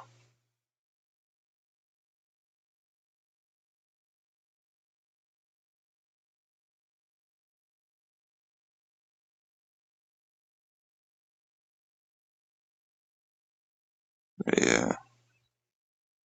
Shit.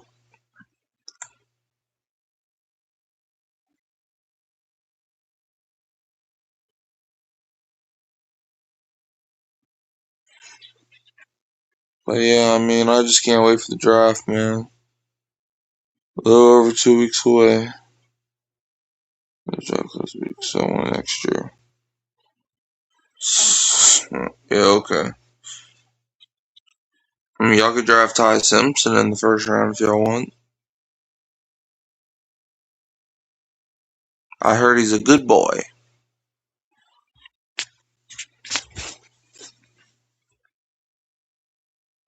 Dan Orlovsky's out here saying he's better than Mendoza. For whatever that's worth. Nigga said you ain't gotta have a dream in the chat. What the fuck? Somebody acting like they selling dreams, huh? Like they Yeah. Nigga Mikey. Oh man. I like Dude it. is saying the Steelers, you know. You're bringing out some good information, man, when you're up there, brother. Yeah. It's just people don't want to be honest with themselves. I didn't want to stand me some fucking pizza and everything. Fuck it. I know, right?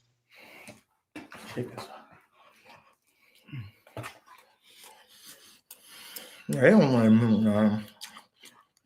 So he already planned on this ride being trash. Y'all honestly think y'all gonna be better than us? I can't think y'all gonna be better than us, huh? They don't even have a quarterback, so how are they gonna be better than us with no quarterback?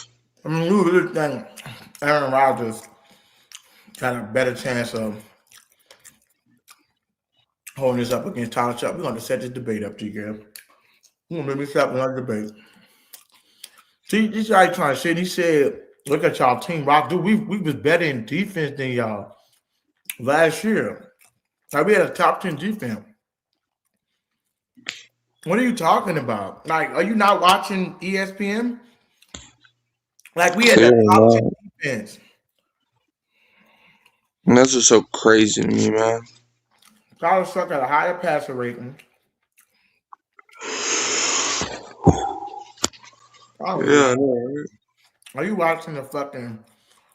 It don't matter if you had 6 wins, bro. Like we didn't start a quarter. Like I can see if he said we had 6 wins.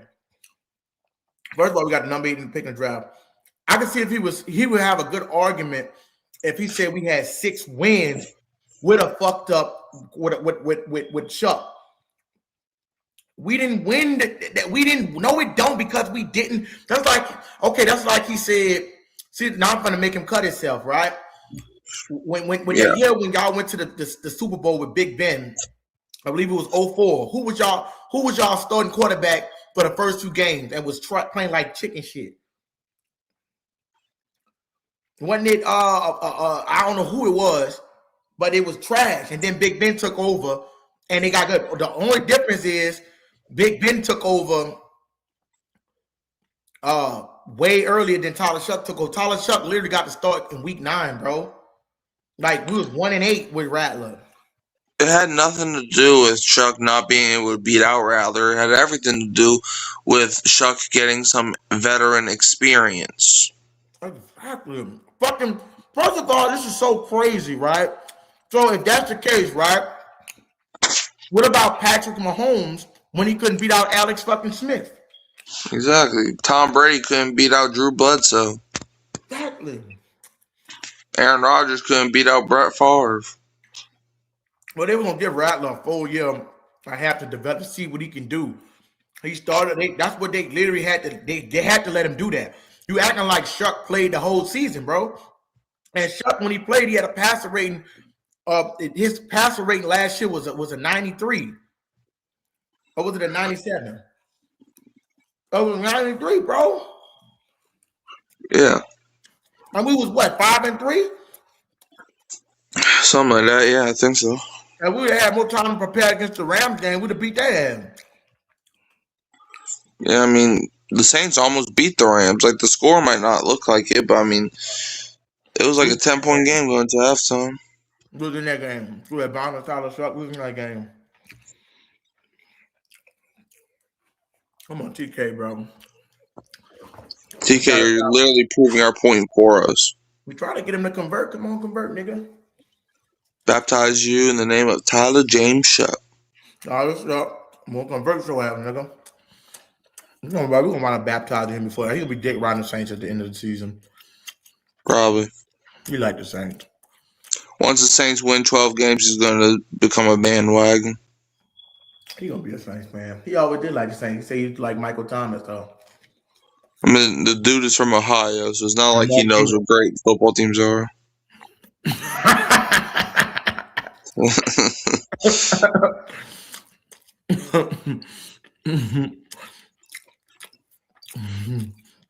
I just realized you're from Ohio. You're root for that LeBron James, though. He's from Ohio.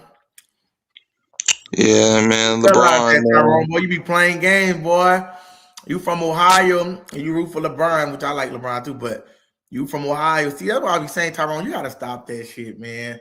Like, I fuck with you together, but you be picking and choosing, bro. Like, if these teams, if the Bengals was good, you'd be a Bengals fan. Yes, they would. If the Steelers were trash, you would not be no Steelers fan.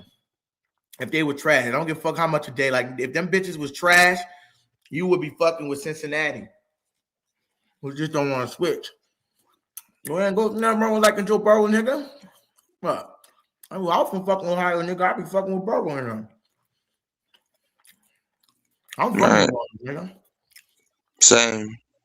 I root for the Saints. Where you Yeah. from, Mike? I live in Terrytown, Louisiana. Oh, you live on the West Bank. Yeah. Okay. And I'm from the 6th Ward. Downtown. Nobody got that 6 in my name. Mm. Yeah. You getting on my nerves with this Ohio State shit. Yeah, because that just means that gotta mean you're a bandwagon. Because this, I'm gonna tell you why I just feel like I'm not saying that you don't like the Steelers. What I'm saying is, regardless of how, this is a different type of bandwagon. They got tier 1, it's like a fucking hamstring. You got grade 1 and grade 2. You got a tier 1 bandwagon, or would you say Dick Rider, and a 2-tier. At the tier 2, you might be tier 2 where you really like the team, but they good, but you still like them because it's tied to success. And that would make you want me to believe that you just won't always be right with the 6 Super Bowl shit. Because what I'm saying is, there's no way. I ain't never seen nobody in Ohio don't like that nobody. You can't tell me nobody in Ohio right now, unless they're from Cleveland, that don't like the Bengals. And they hot right now. The Jamar Chase T Higgins, how you don't like that shit, nigga? Oh. Yeah, I mean, yeah. I ain't gonna lie, the Bengals might be better than the Steelers next season. We said no, my dad always. Okay, but I'm saying you ain't got a mind on just because your daddy is a Steelers fan. That means you have to be a Steelers fan. My mom's an Eagles fan. All right. I'm like my mom's from Philadelphia, so she's an Eagles fan. That don't mean I'm an Eagles fan. Okay, he was watching. I don't know. It's weird with that shit. I don't know. He said daddy was watching his before, but when I grew up, I'm trying to see my grandma was watching that. My grandma watched other teams too. Like she liked the Cowboys too, low key. I don't know how fucking why, but she's a Saints fan, but she watched other teams. But that wouldn't be the main thing. But even if she had it on, like the main thing, I'd be like, why you got this shit on? I'm from fucking New Orleans. Yeah. Cowboys like that. I won't fuck with the Cowboys anyway, but I'm just saying, like, I wouldn't have been. Then what the fuck did the Cowboys have done? You know what I'm saying? Like, they didn't win the things in 99 and They was getting their ass beaten, ass whipped. Right. I wouldn't have done it. I would be like 21 more big trash fucking hell. I mean, listen, like I like other team. Like I like the Bengals, bro. Last team I like my second team. If I wasn't the same, I like the Bengals. Steelers ain't a bad team. Yeah. I mean, I do a show with the Bengals fans, so Yeah, like I don't mind the Bengals and stuff like that. When I was a kid, I used to like the Bengals low key, but I never when they come in that dome, I want them to get their asses beat. You know what I'm saying? I'm not going. Nah, you definitely be a bandwagon. You was a Chiefs fan, but still though, I'm gonna tell you how I gotta categorize it different. You've been a Steelers fan when you've seen all them championships, and you've seen them being good, right? So now you got to stick with it, right? This is what I'm saying. That's just me. Listen, I know everybody different, right? You like who you like. I don't really like no team. I don't never sit down and watch the team. Only other team I really actually watched was the Bengals as far as just the playoffs. You know, I've seen them in the playoffs. I like the Joe Burrow and Jamar Chase. That definitely spiked my shit. But I don't give a fuck. We see them bitches in the Super Bowl. I hope they're gonna get blasted. You know what I mean? But I'm not gonna pick them over my home team. I know he said he stayed right there by Cincinnati. Right? He from Dayton, Ohio. That's right by Cincinnati, nigga. That's like right. New Orleans to fucking Chalmette, right? Hammond, Louisiana. I stay in different part of Louisiana. A lot of people stay in Louisiana and they root for the Saints. Mike, fuck Jerry G, Mississippi, he right there. Even the Alabama teams, like Sidney Clark, they root for us. Right. I don't want to hear that. Ben Big got a rip. Big Ben, I'm just be honest with you, bro. Big Ben was so fucking lame, dog. I'm sorry, man. Big Ben didn't have no fucking swag. I don't know what you're talking about with Big Ben. Didn't the dude get into legal trouble too? Big Ben was big and sloppy. Yeah. He could throw that bitch. I don't lie, he had a little talent, but I mean, like Big Ben, that could never be my favorite quarterback. Tom Brady, he lame. A lot of them quarterbacks fucking lame. Right. Look, I don't know what you're talking about with that. See, that's another lie. Ain't no Steelers fan in New Orleans, bro. I never seen a Steelers fan. Growing up, I seen one Steelers fan. One of my partners, name was Ricky. He was a Steelers fan. He wasn't a Steelers fan. He just liked the team, but everybody still liked the Saints. Like, we grew up, played Madden. I used to never really play with Madden on the Saints all the time. I used to play with the fucking the Bengals. I used to play with all different type of teams. But when we got on that fucking, it was time for Sunday. I'm watching the Saints. You know, I play with the teams and shit like that, but I never just, I don't know, bro. It must be a different era. You know what I'm saying? I know, Mike, you kind of grew up a different era. I never just, do you see a lot of Steelers fans in where you at? I actually knew two Steelers fans down here. One of them was my sister's friend's dad. He was a Steelers fan, and then I also had a teacher that was a Steelers fan. So. But that's what I'm saying. But I'm not picking them over my fucking team. That's what I'm saying. I don't mind the Steelers. Like, I actually kind of like the Steelers. Okay, I don't hate the Steelers. Just when you put the Steelers up against my Saints, they don't compare. It's just I'm from New Orleans, Louisiana, bro. That is my home. Yeah. I've been born and raised. I'm gonna ride for my fucking Saints. Right. I don't know, man. I don't like Magic from fucking Texas. He got the Cowboys. He got the Texans, right? And he got the fucking what a Texas team they got? This is the Texans and the Cowboys. No, they got another team that play in Texas. No, it's just them two. Shit, in basketball, you got the Rockets, the motherfucking Mavericks, the San Antonio Spurs. Come on, man. Like you can't tell me I'm not gonna rock with none of these fucking teams. That just seemed like some, I don't know. It's like some bandwagon shit to me. Cause like they wasn't good. Like I said, if let's just switch it. If Cincinnati was good and that's to say they had Big Ben and all shit, bro, I swear to God, nigga, I promise you would be a fucking still a Cincinnati fan. You would be a big your daddy converted you. Bro, I don't give a fuck. I think my brother used to like the Cowboys a little. We used to have a bobblehead or some shit. But he liked the Saints though. Like all of us had teams that were like I said. My grandma, she watched the Cowboys sometimes. She watched my grandma's second favorite team is Pittsburgh because of Mike Tomlin and shit. But and she liked the Big Ben too. But she not gonna cheat when it's time to play the Saints. I guarantee because she gonna want them bitches to get blasted. You know what I'm saying? Yeah. It's different, bro. I don't know. It's different. Who's from Dayton, Ohio? I fuck with you, kid. I'm like the Steelers, man. I'm like the Steelers. They don't fuck with me. I just don't see how you can do it. Even though I was from Louisiana, like my wife's from a different part of Louisiana from me. But she don't watch football, of course, but she fuck with the Saints. You know what I'm saying? Like, she still get the Saints vibe. Like, you know what I'm saying? Like, Right. we fucking with the Saints. She don't know shit about football. But she fucking with it. Still like the atmosphere. It's like a culture thing. You know? Absolutely. The culture down here is elite. You got the food, the seafood, all that shit. You know what I mean? Like, nobody was so disrespectful when that bitch Derek Carr did what he did, right? Yeah. Now I'm gonna talk to the fuck out of him. Remember I moved Batista bomb that nigga? I didn't see that video go viral. Yeah. Is it versus Derek Carr? Stone Cold Stone, that bitch ass nigga. Talking about he like some fucking Chipotle. Man, get your disrespectful ass out here, nigga. Man, I forgot New Orleans even had Chipotle's.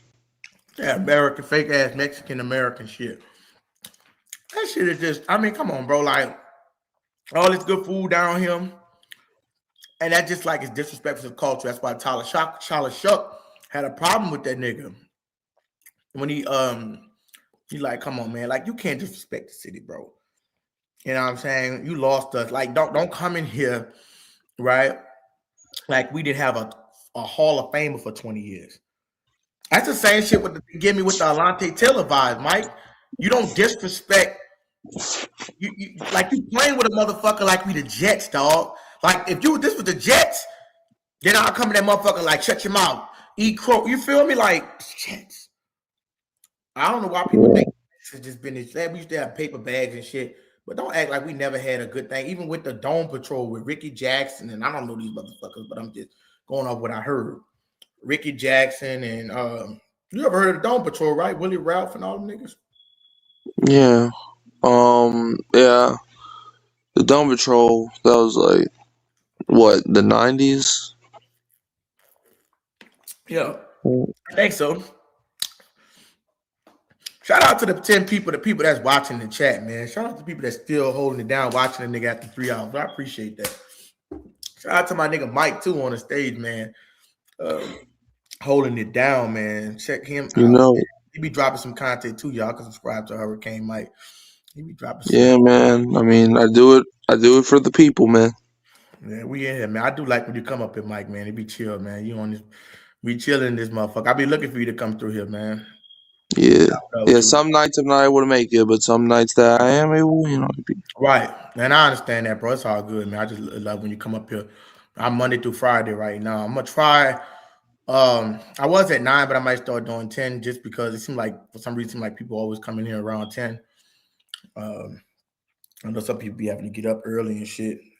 But shit, he tuning in today, man. I appreciate Jeremiah Whitley's still in the building, man. What's down with you? Jeremiah Whitley sticking around tonight. What's down, my nigga? Jeremiah Whitley sticking around. 1980, 1990s on the Dome Patrol on our defensive secondary. Is it? Yeah. That's what it was. Okay, it was 1980s now. Yes, my grandma was telling me about Ricky Jackson and that was saying that culture, bro. That Super Bowl song. I just it's it's I never went. I wish I would have went like I've been in like the Aaron Brooks era and the Archie Manning. I didn't go back and see some Archie Manning highlights. I literally came in that bitch in 2006, literally when Breeze, probably because it was Hurricane Katrina in 05. And I don't know how I can't really remember how it happened, but all I remember just the Saint that shit was on like. But I can't really remember you asked about the 2006 season. I wouldn't be able to tell you nothing but the NFC Championship. But I remember in 07. I don't remember 07 either. Was that 06, 07? Was that 7? I remember 2018. I remember 2008. I remember watching every damn game. So we came back against the Dolphins, Darren Sharper, Roman Harper, Jabari Greer, Tracy. Man, them niggas was nice, man. Damn. Good times, good times. Shit was so long ago, man. I want a Super Bowl so fucking bad, man. Damn, dog, I want a fucking Super Bowl, man. Fuck, dude. Like, man, I don't think you understand, dog. I get so emotional over this shit. It's just like I know there's more than a game. I know. I don't know what it's just like you said, bro. It's some shit. It's like when you get into the shit, you can't get out of it. It's just like I just want a Super Bowl, bro. Like I feel like we was worthy to not get robbed out of 2 or 3 of them. Like we worthy to not get robbed. I know my computer. Do I look blurry as fuck? I know this computer kind of blurry and shit. I'm on my laptop right now because of my audio, but not this phone. But yeah, man, that shit just. Matter of fact, I'm gonna take it off because I don't want the shit to look too blurry. But yeah, it is what it is, man. Well, fuck it. If it look a little blurry, I got this shit right. Yeah, man. I just can't. I can't believe this shit, man. I just can't believe it. But it is what it is, man. It is what it is. They don't look that blurry. Do I look blurry as fuck, Mike? Not really. I'm on the laptop. I don't know why the laptop got this bullshit camera. I can't hear on my I gotta get a new phone. My phone got water damage. I gotta get a that's why I'm using. That's why you see them 2 things up there. You see the 2 me's up there because my screen got. I use this laptop for the audio, but the camera is fucking chicken shit. But it is what it is. But let me take this shit down.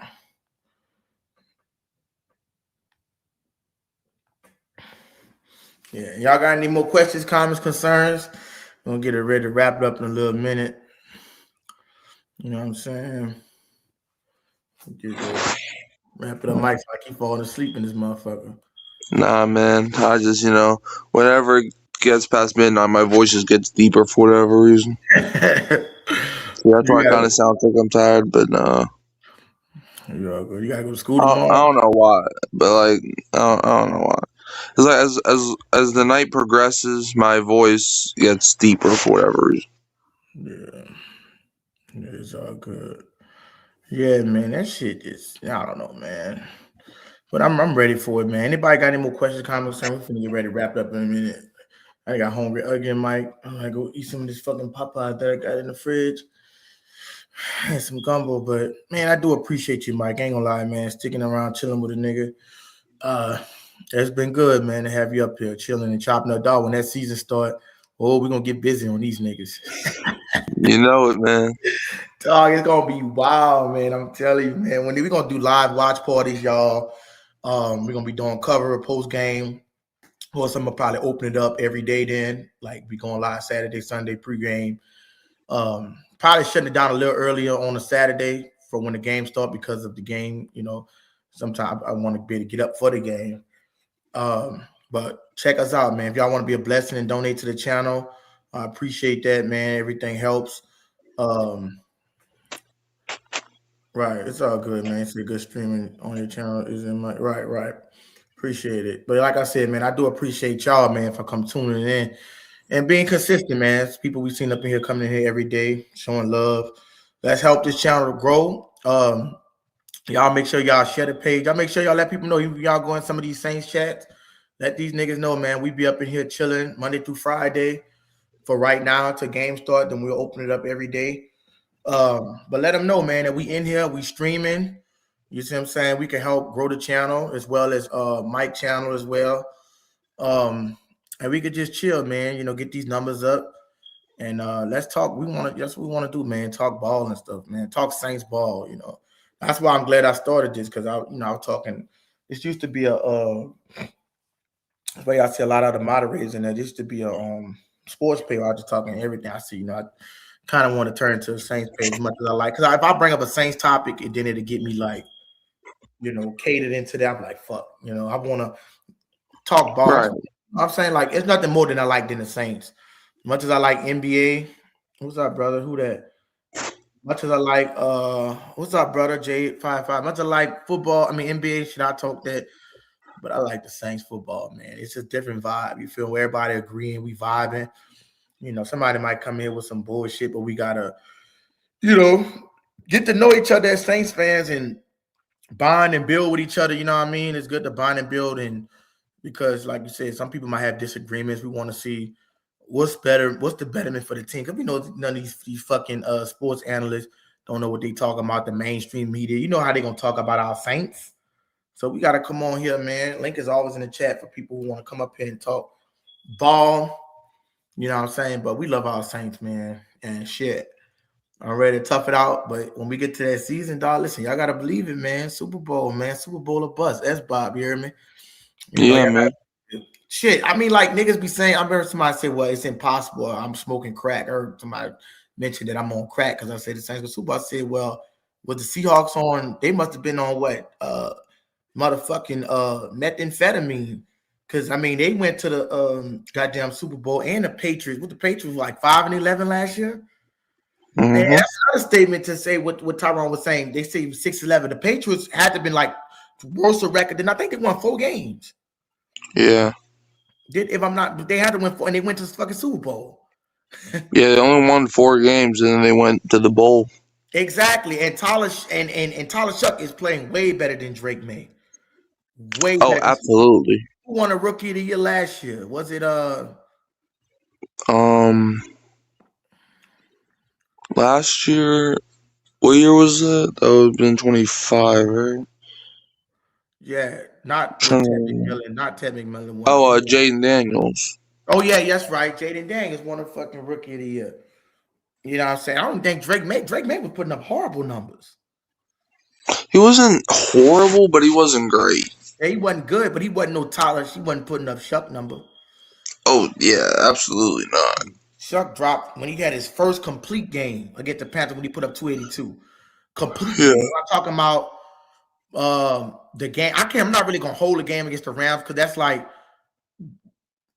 you week. That's like say you get to play the whole playbook a week before the game. Like you know, Right. you don't know when exactly. Like if Rattler, depending on how bad he played, he wasn't gonna like you gotta prepare. It takes time to sit there and get used to receivers, get chemistry built up. So but the first game, I think he still had a passer rating of like 121 or 22. So I remember seeing it on watching some of that Saints Now shit. I remember seeing him like, damn, that nigga passer rating high as fuck.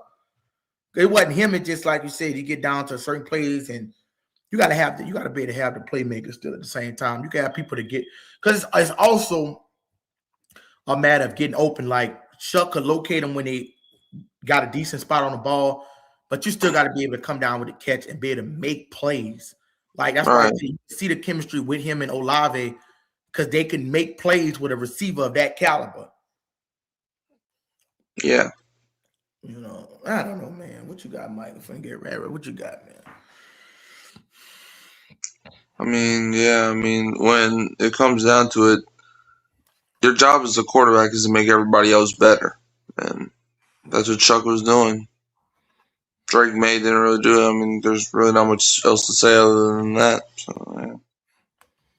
Right. Yeah, he didn't make, that's what I'm saying. He didn't really do shit like the caliber of Tyler Shough. But y'all can keep on shitting on Tyler Shough and saying he trash and abominable and like man, motherfuckers was talking all kind of shit. Like, yeah, we still contemplating if Rattler for some reason, like I don't know why the fuck we still think Rattler is in the position to get his job. I mean, Shough is in the position to get his job taken. I don't know. You must be on all kind of crack to think some shit like that. Man, you must be on that good stuff, my boy. Pixie Dust and fucking Chris Angel must be singing some shit in your fucking head. You know, because I don't know what the fuck they on. I mean, come on, bro. Stop. It's almost like we want Shough to. Why would you want your quarterback to, you know, get fucked up? You know, like I don't give a fuck about that. Like, listen, Rattler on the roster, cool, bam. But come on, we really talking about a backup that if we hoping if he don't get any. I'm not saying the motherfucker don't got potential to be decent down the line. We don't have time for that right now, Mike. We trying to win Super Bowl. We're not trying to be waiting on somebody to fucking develop and see when he could close a game. How can Shough come in right away and start winning games? That don't even make sense.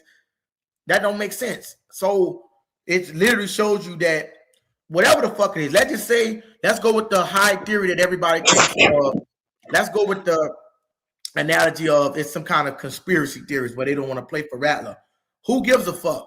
If they don't want to play for him, get him out the fucking door. Bench him. I don't give a fuck what the conspiracy theory is. If the offense is rolling better with Shough, then who gives a fuck, right? That's going to have to be put that shit on a t-shirt. If the offense is rolling good enough, who gives a fuck with Shough? Who gives a fuck, right? Right. You know, but it's going, it's going to spike. Get real out fuck Shough. Some damn niggas don't like Tyler Shough. Oh my God, that ain't the most exciting offense that I've seen in years. Like, dog, I think Travis Simeon by far had to be the worst fucking quarterback. That motherfucker was abominable. Yeah, him or Ian Book, man. The both of them both of them made me want to cry myself to sleep countless times. Bro, that Miami game, because I'm like, Ian Book was like the winningest quarterback at Notre Dame. And I was kind of happy. I'm like, okay, look, we got Ian Book. Woo. And when there was a reason that bitch was in the 5th round or the 4th. Man, that dude played against Miami. I don't care who was on the field. Dude was throwing the ball like he had his hand stuck up his ass. How many yards that nigga had? Like 60-something yards, bro? I don't know, probably like 20. Dude, I'm like, oh my God. Like, I've that's never bad seen. quarterback. I just don't see how these dudes. I told you it's up here, bro. It's mental. There's no way that you that shitty. There's no way that you go to, you said Notre Dame is a good, they be in contention. You know what I'm saying? Yeah. And for you to drop that, it's not like he had an injury. I think if I'm not mistaken, it was in I don't know if that was the year that they lost to Bama in the college football playoff, but I don't know, bro. I was like, okay, Ian Book. It's crazy. They play, bro. But like I said, man, I'm gonna get ready to get out here, man. I do appreciate y'all for coming in here. I will catch y'all tomorrow at probably 10 o'clock. 10 o'clock. I'll catch y'all tomorrow at 10 o'clock. I do appreciate y'all. Anybody got any last questions, comments, concerns? I'm gonna leave it open for 30 seconds for any last minute replies. I appreciate you, Hurricane Mike, man, for coming up here holding it down with me. This has been the Saints Blitz with Izzy 6. I'm joined with my nigga Mike, Hurricane Mike in the building, man. Y'all make sure y'all like and subscribe. And like I said, we're gonna be here tomorrow at 10. So I'm gonna go ahead on and shut it down. Appreciate you, man. If you're available, I'll get you tomorrow, Mike. If you're available. That's it, man. I appreciate it. All right, y'all. I'm out here. Anybody got last? I gotta look into this bullshit ass laptop. I'm having my shit tomorrow. Gotta get another phone. But I do appreciate y'all for whoever this is, whoever y'all is watching, man. I do appreciate y'all watching the content. We'll be back here tomorrow for 10 o'clock. And we in here chill, man. This is the Saints room where we chill and have fun, man. We have a good time, bro. We have a real good time up in here, man. I appreciate y'all for sticking around. Who that? I'm out, you heard me?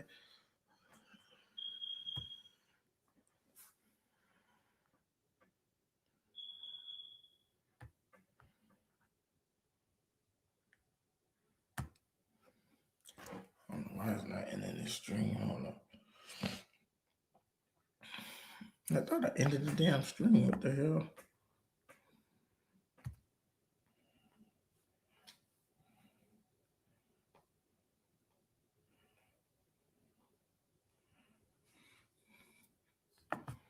I don't know what's going on with it. Yeah. I thought it ended the stream. I don't know what's going on with it.